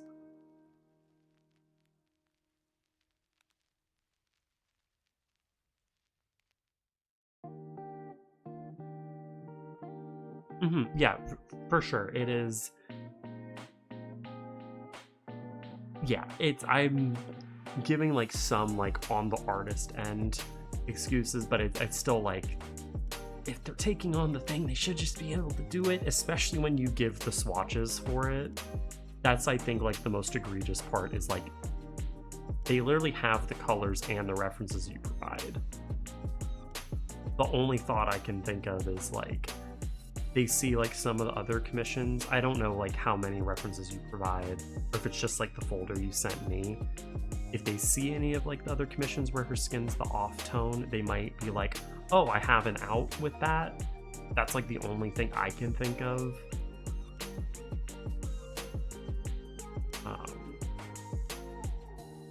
But again, if you specifically say, I want this skin tone, and they don't do it, that's just bad etiquette.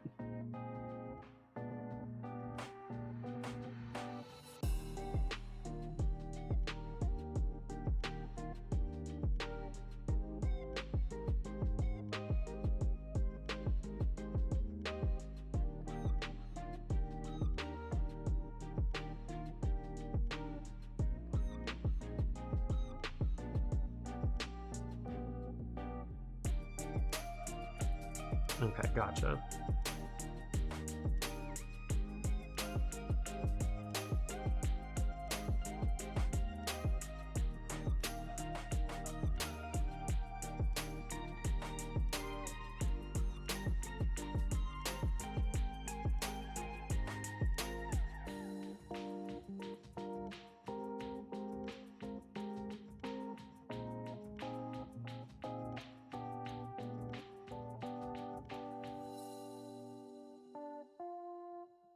All right, thank you for coming. Talk to you later.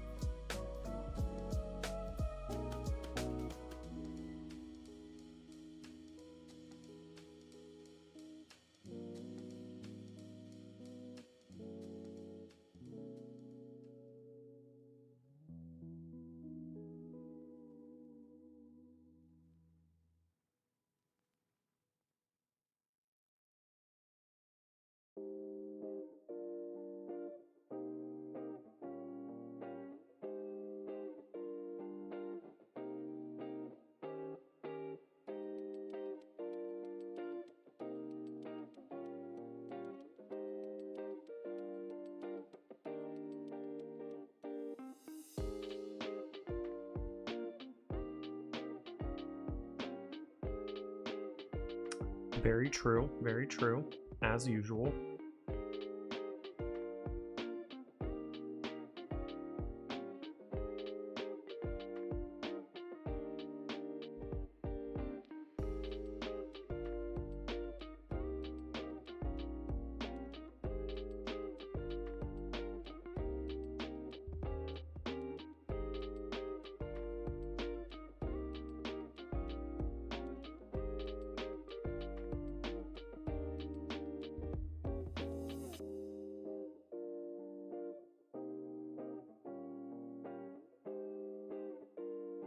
What's that supposed to... I don't know. I just said that's true. I think that's all I said.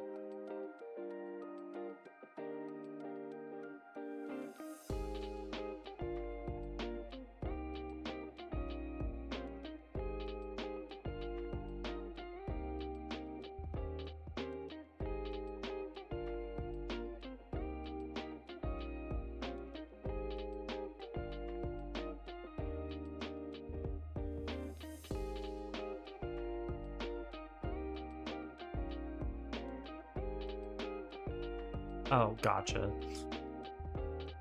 I meant the as usual, as you usually send that message every stream.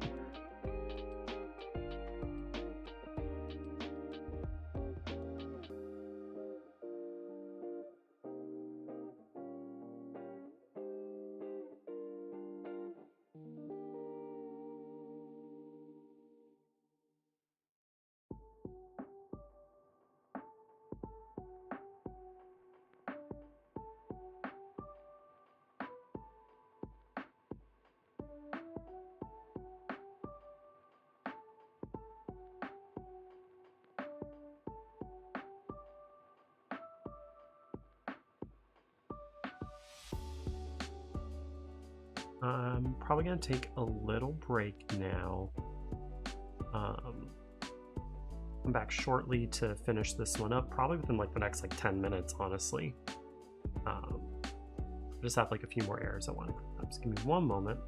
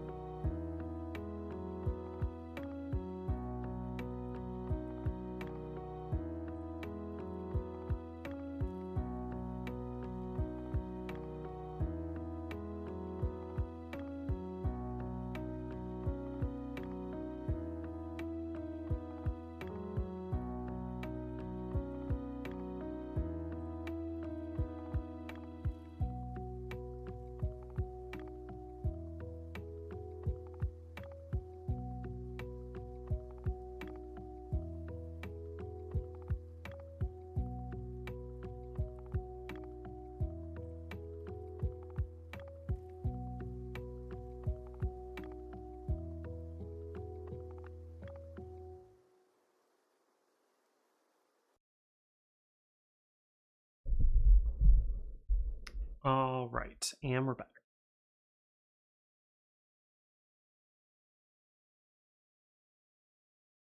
I did give a look to the chat real quick, but yeah, it's one of those they didn't color pick, as it's regardless of if their monitor has a different setting, the colors would not come out that different unless they are the fact that like some of the colors it's color calibration does matter, but it's one of those that if their color calibration is that off, it would be much more apparent in their other work, and also the other colors in the picture would also be off, which it did seem like the hair color was definitely off. But that could just be if they're eyeballing it and not actually using what you sent.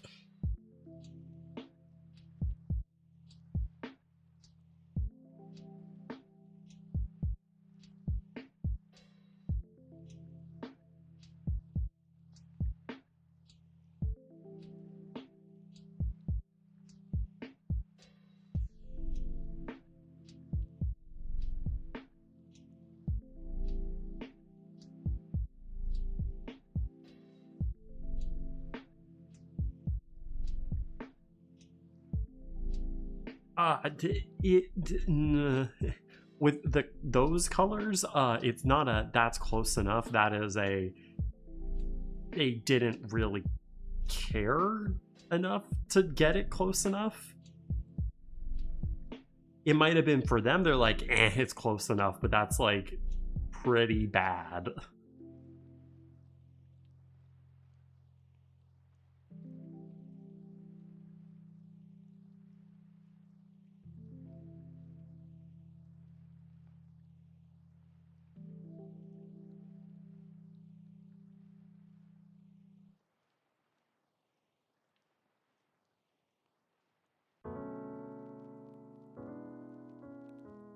Yeah, the hair is why it's like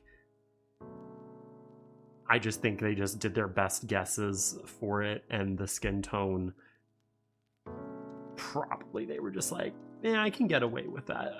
Is probably what their thought was. But again, I'm not the artist. I don't know. I can only tell it off of my own experiences.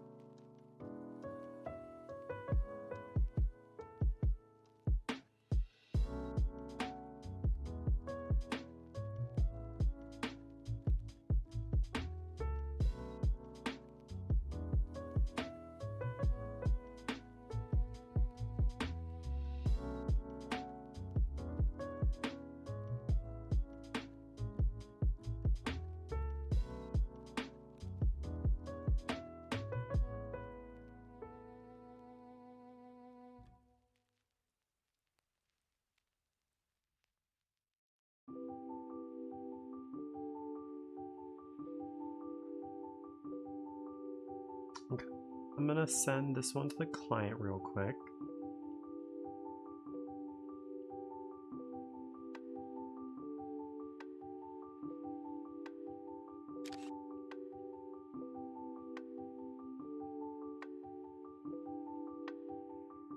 Oh, Chiron.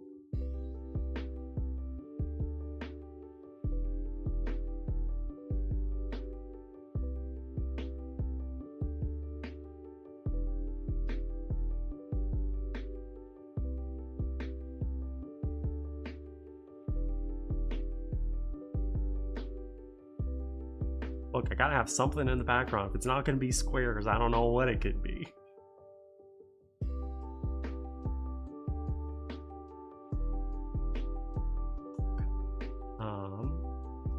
Save this, and then I'm figuring out this, so I need to decide what I want to do. What time is it? Okay, I can probably go for like an hour.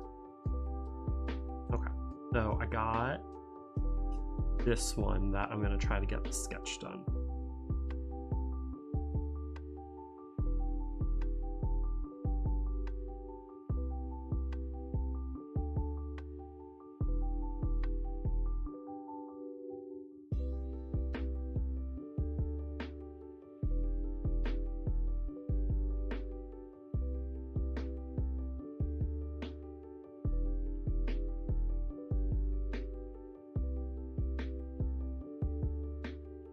Oh no, it's one of those things where it's the my squares, I like doing them, but it is just kind of, it's funny that the squares are now just part of my identity. Mm-hmm.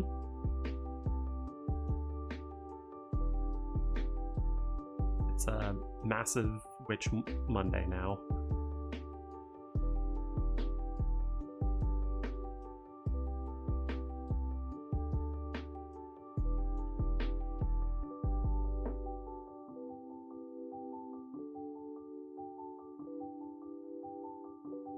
Yeah, I wonder who this commission could be for. I wonder. They could even be in the room with us right now.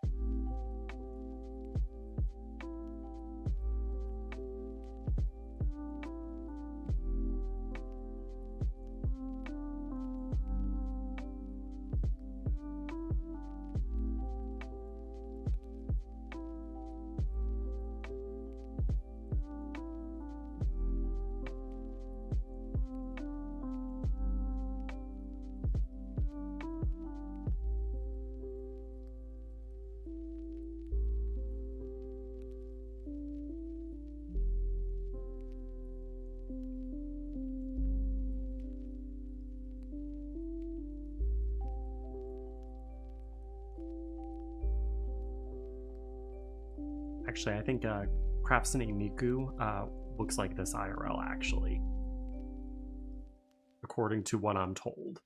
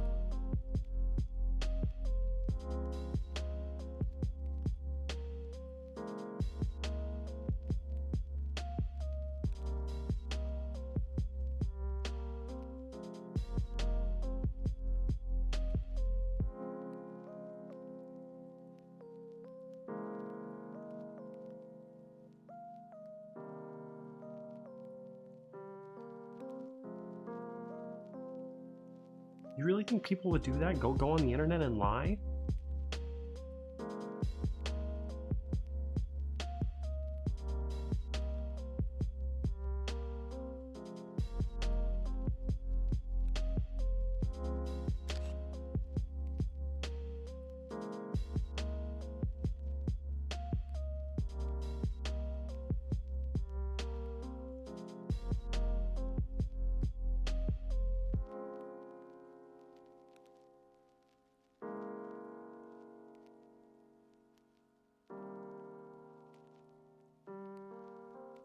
I realize that like if I'm just gonna be setting the base colors anyway to figure out what colors I want to do for the outfit, I might as well just go all the way with it.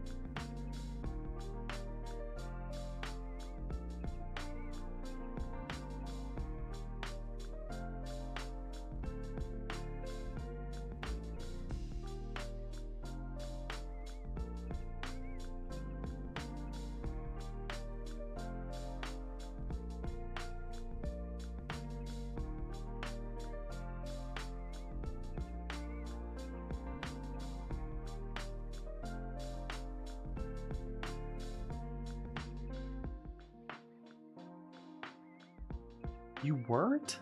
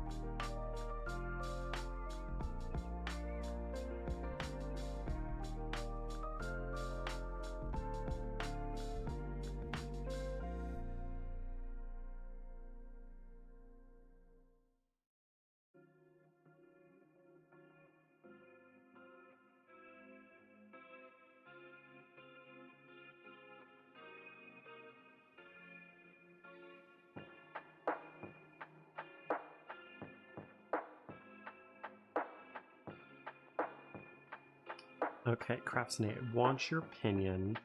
Let me do this.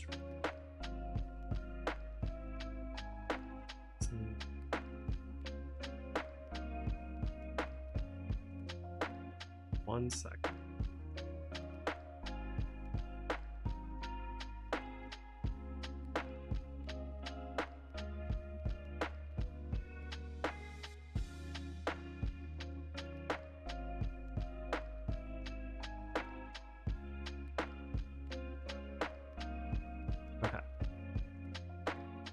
Okay, honestly, once I do that, I kind of like this version better, but do you prefer black skirt and the blue stockings, or blue skirt, black stockings?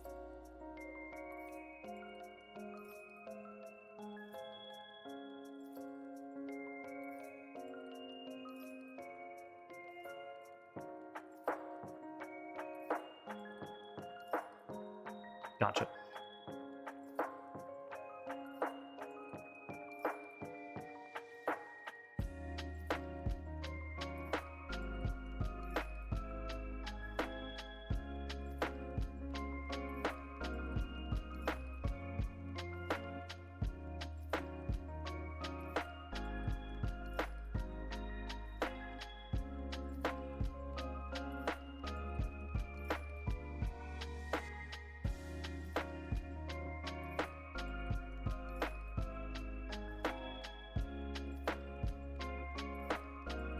So then, how would you feel?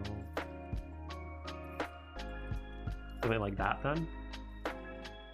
It's not exactly like teal color, but she'll have that on the coat on her shoulders.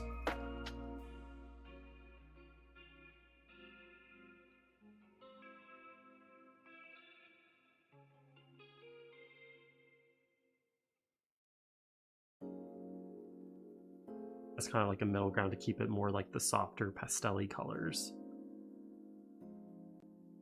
Teal more on the skirt? Okay.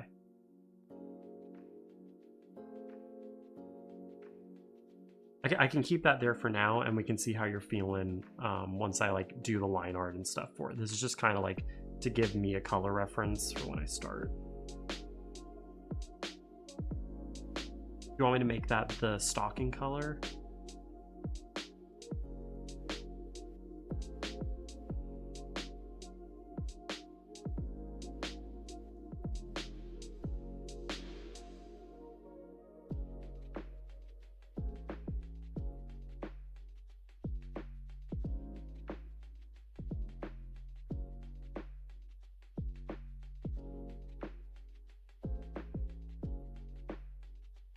That's how that looks. It's more of like a darkish purple.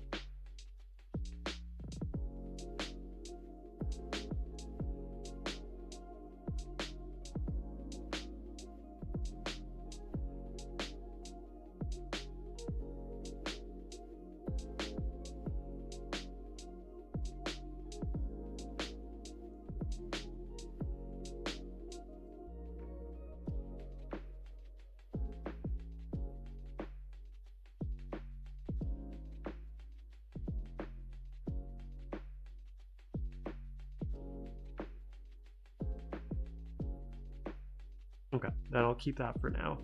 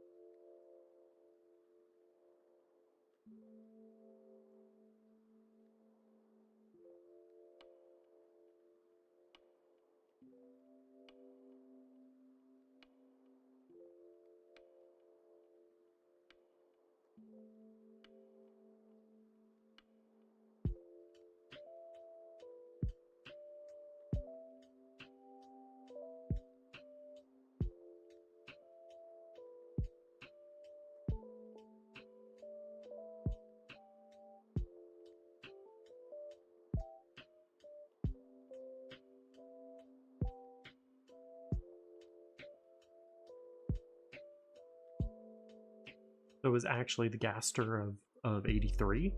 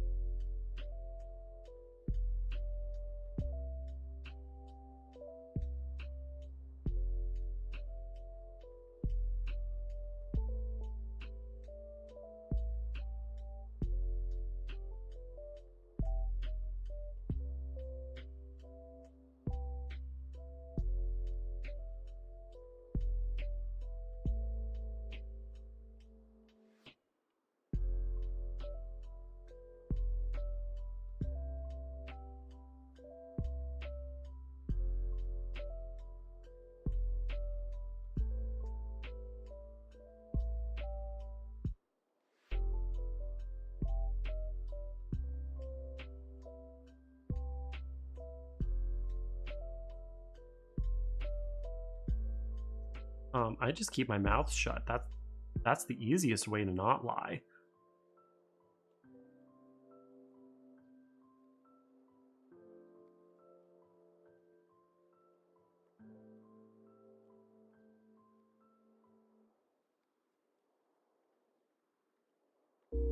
I've never said that outright. I just say that you tend to commission more fully chested women than you do small ones.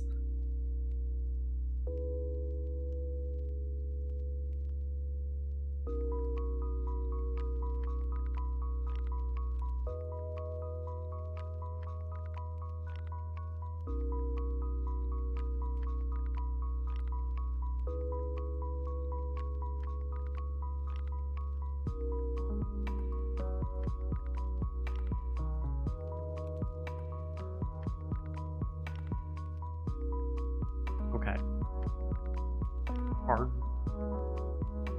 Hard question, Craftsine. Raw color. What do you want me to do?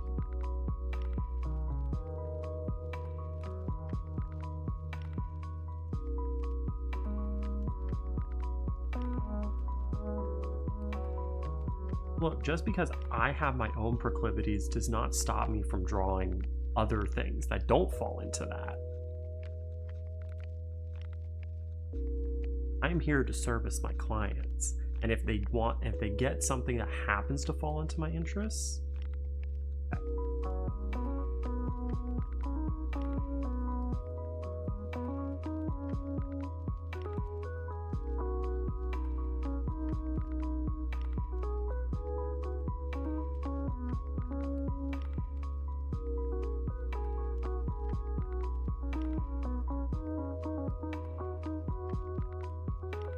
and that's not an untrue statement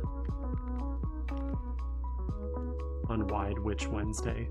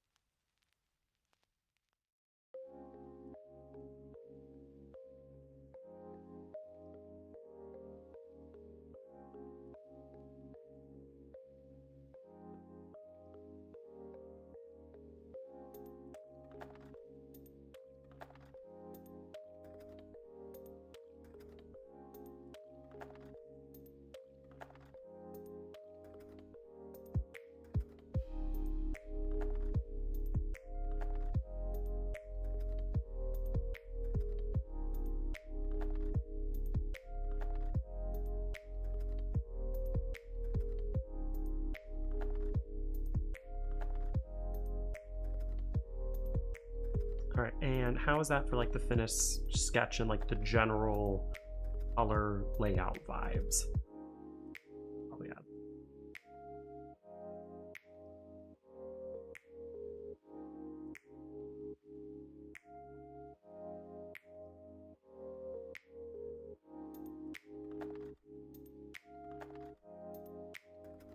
Do you have any adjustments for it?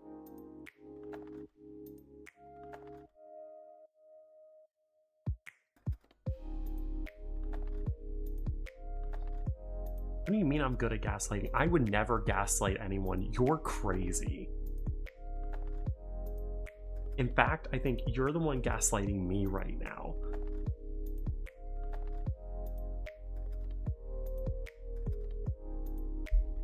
I mean, I can do that if you really want me to.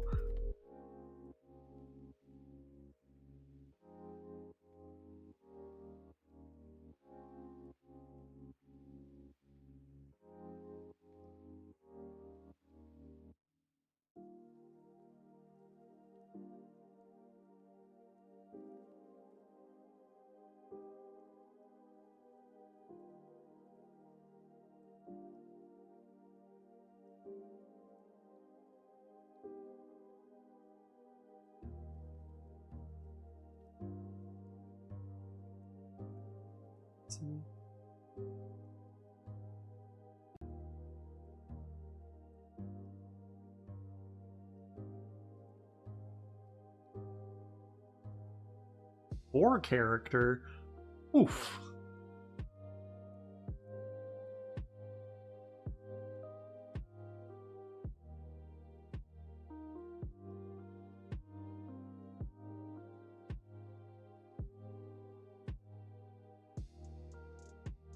I think you did mention that before, but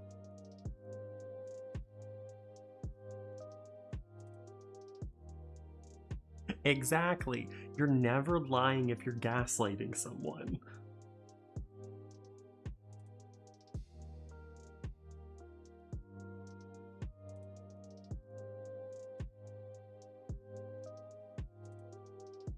Because you never lie to somebody or gaslight them.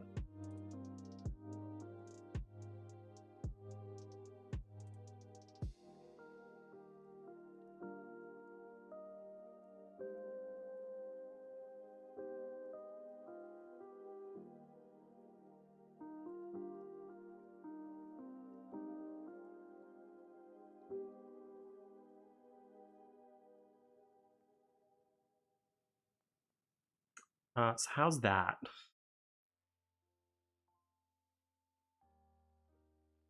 True. You can't spell gaslight without gaster. True.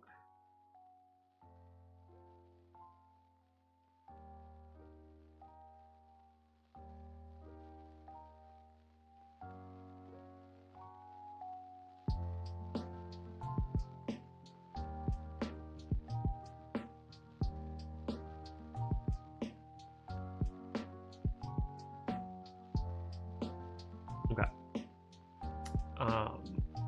Then I'm gonna stop here for this one.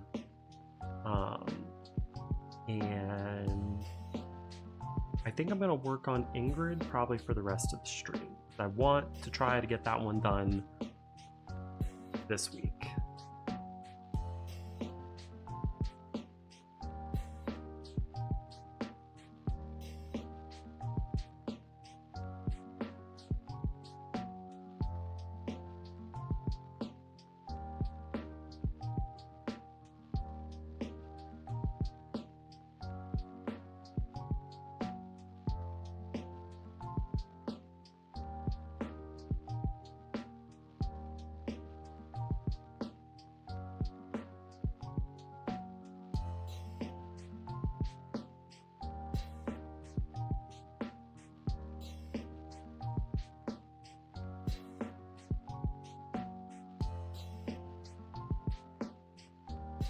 Because the only other commission I can work on right now, I think, is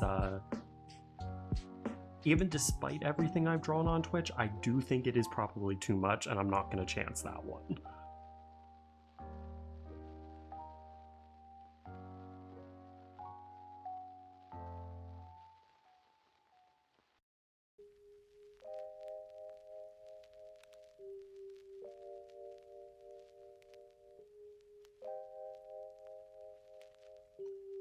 It is a fox lady sitting on the edge of a pool with only a towel on, and the towel is possibly very undersized.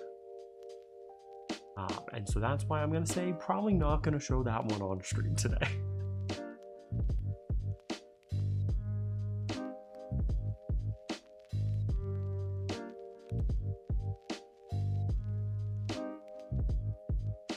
I'll send it to you after the stream is done.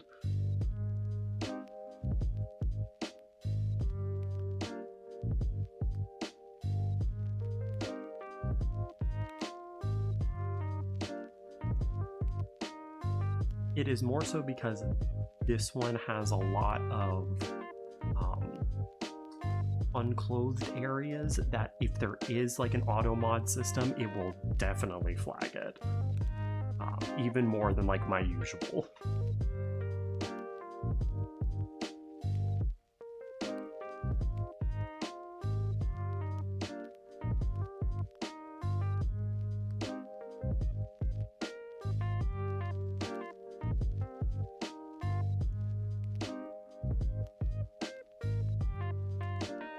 No, I'm good. I have other things I can work on.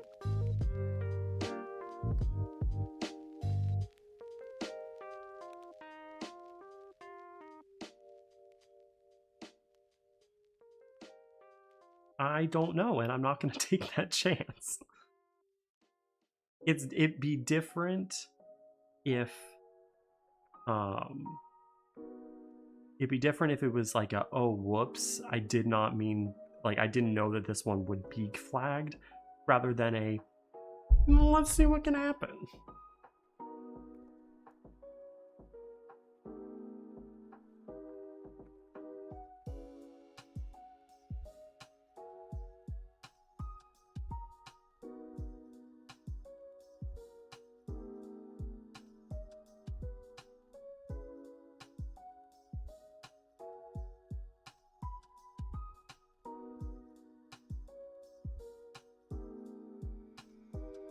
I'm exercising my right of not lying by staying silent.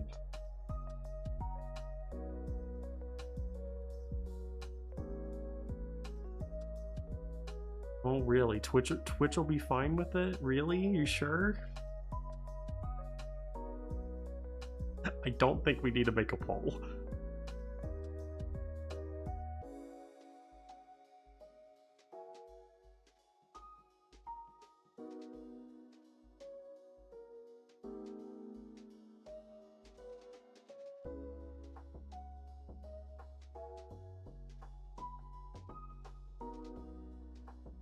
Yeah, but like I feel like we would need like Congress first, because like Congress is supposed to, like, if the public makes a bad decision, it kind of like they can do. I mean, maybe. I think the definition can be a little loose sometimes.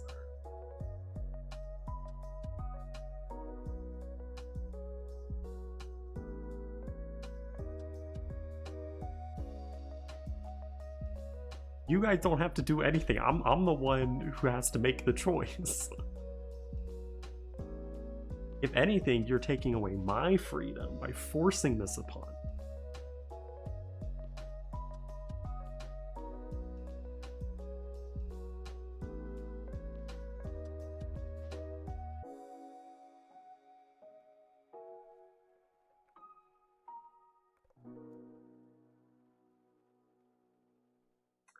Currently, I'm being gaslit to show an commission on stream that I know for a fact will get my account flagged.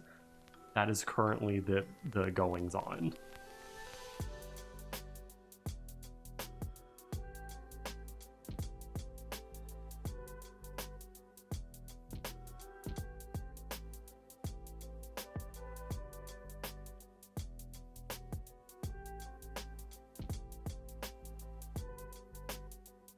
I don't know why I'd be thrilled about that.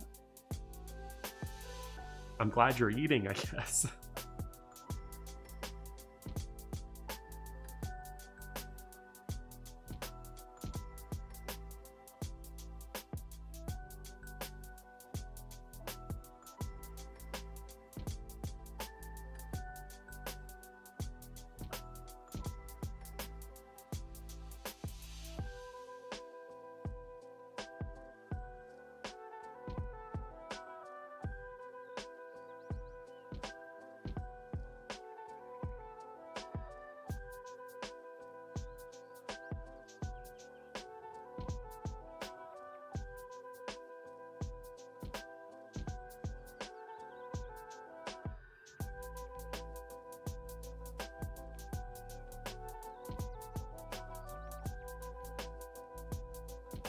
It is not happening.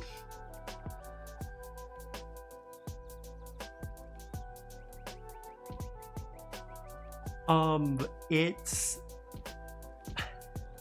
probably the closest I can get to drawing somebody naked without actually doing it.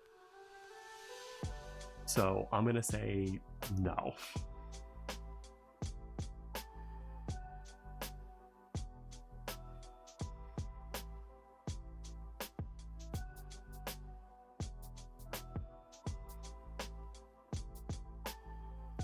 I do live in a society.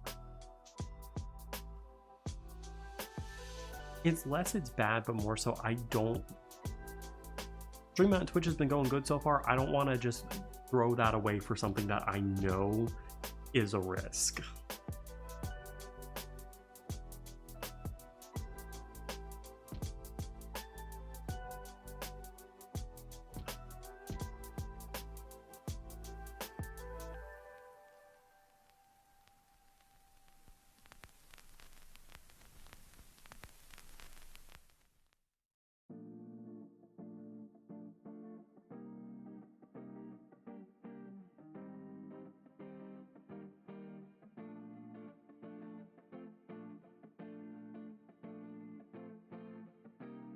the famously pro art website Twitch.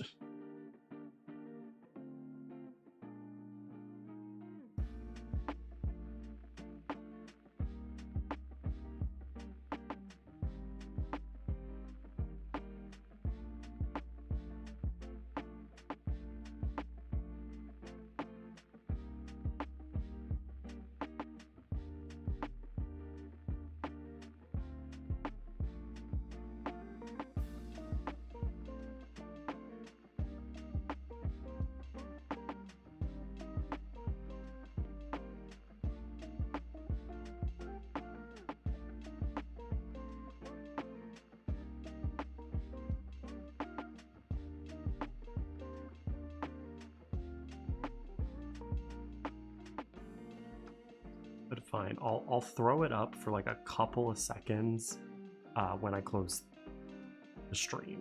Will that satisfy you people?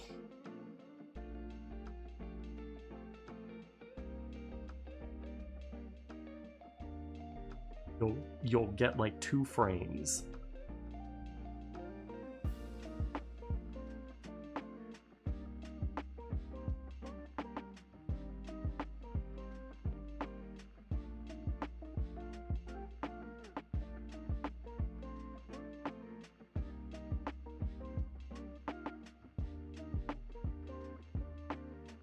Hey, the thing is, if I'm getting people to go out there and do activism, technically I'm a net good. Technically. If I'm the one causing the problems, but people are doing stuff.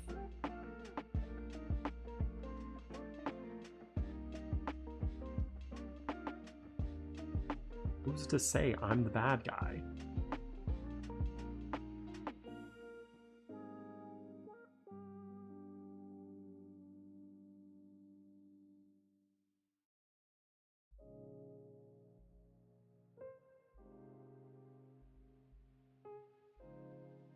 Well, I'm not in the streets, so it's not my problem that they're there.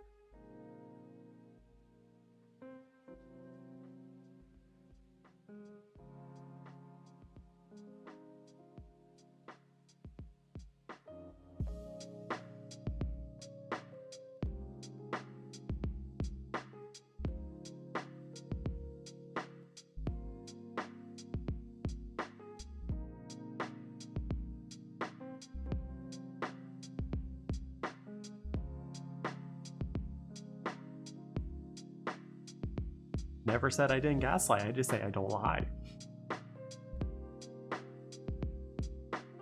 You can gaslight without lying.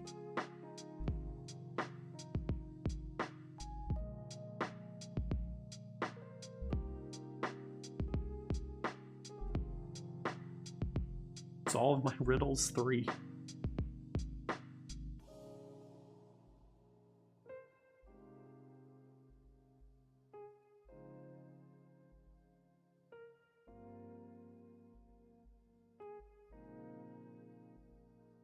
I mean, there literally is the Riddler, so that's probably why it sounds like a villain name.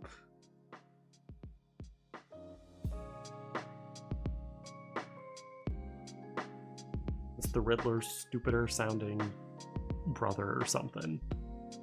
Stupider sounding as in the nickname sounds worse.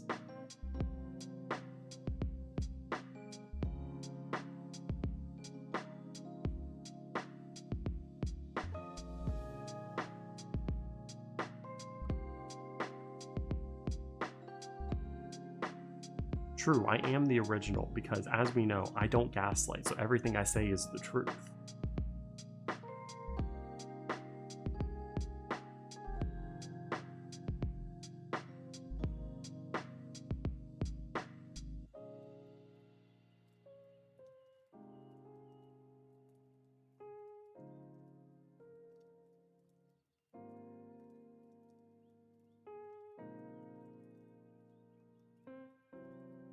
See, and we managed to bring it back to Deltarune. The stream is really coming full circle.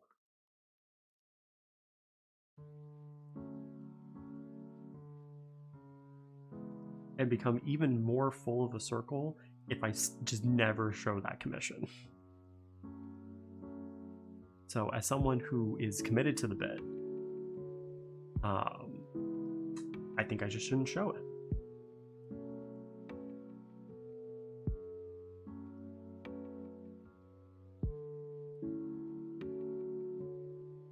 Well, that's the thing, I don't have VGen, so there's no place for you to leave a review for me.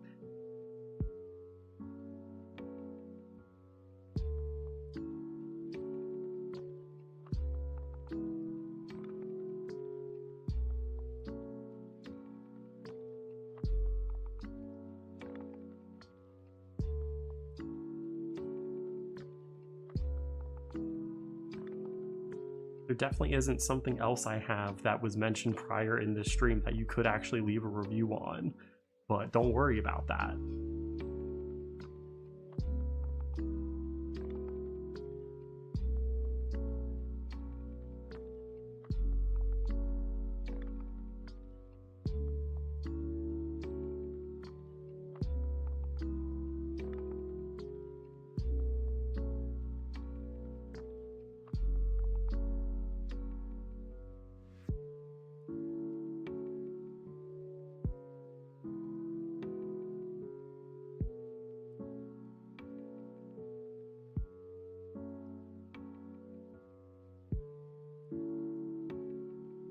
It is one of those where I go back and forth on if I should make a VGen or not.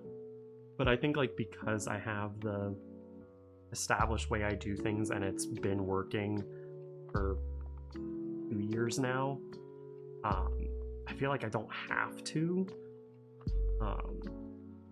But it's just one of those I worry a little bit that oh, what if that becomes the only place people do commissions on? But again, I feel like if that was gonna happen, it would have happened already. So I think I'm fine. It's like the Japanese site Skeb, where it's basically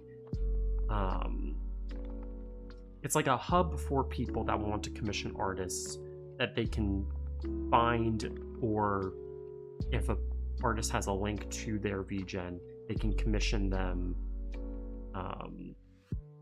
directly rather than having to wait for their poster openings. They have just a site where all the information is there. And yeah, there's that too, where it's I am not in a position where I'm needing to do it, so it's I think how I'm doing it is working out.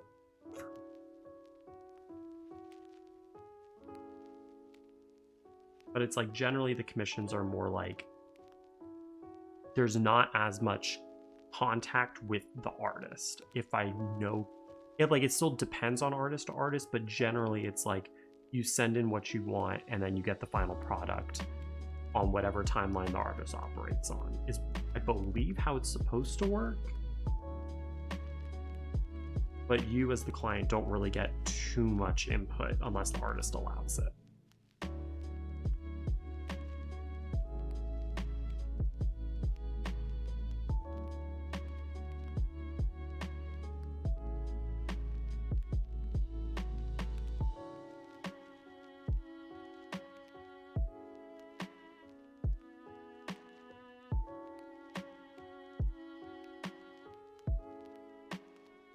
Yeah, I think that'd be nice, but then there's the weird cases like me, for instance, where it's I have a specific pattern way of doing things where it's well, I'm open, but I'm not open until this specific time, which may not even happen. And so it's kind of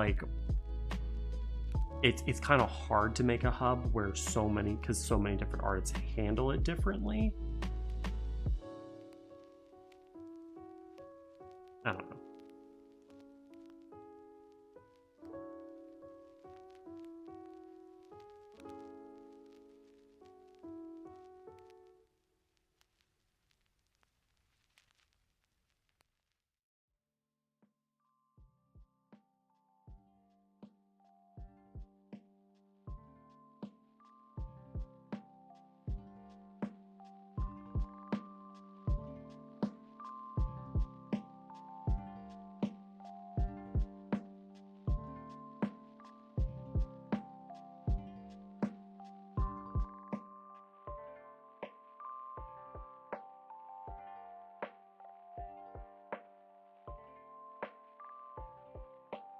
Isn't that basically just like a mailing list then?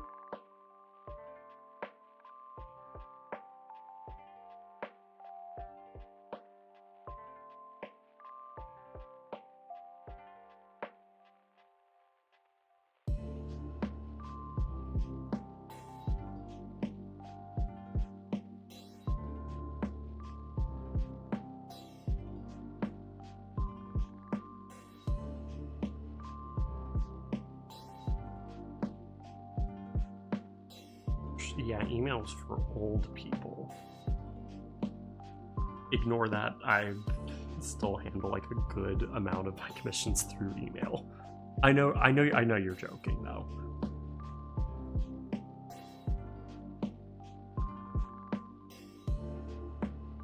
Mm-hmm.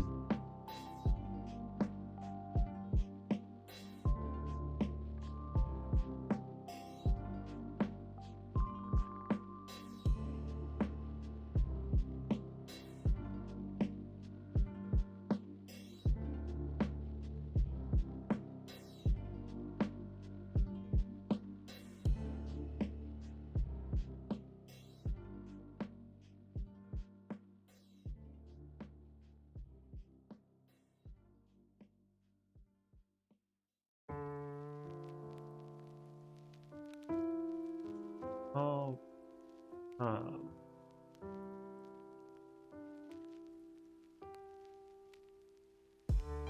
again, it's one of those things where I'll make jokes about me like having like an old man body, because in some cases I do, but it is like a bit funny to me that like all the artists that like when I was in my teens that I was like talking with and like looking up to, I am now older than all of them were when I first started interacting with them, and I find that very funny, because it's like, oh, I'm probably like that for other people now. That's strange.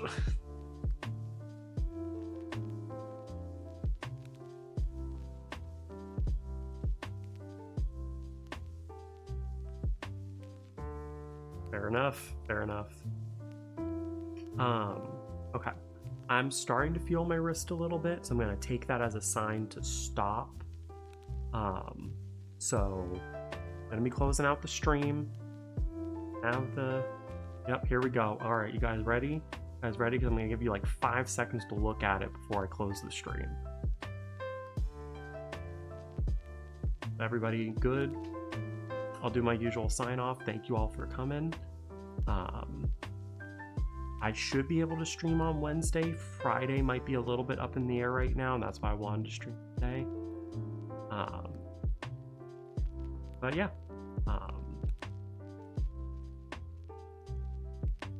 Thank you all for coming. I'll talk to y'all later. And here's the Fox Lady. Okay, bye.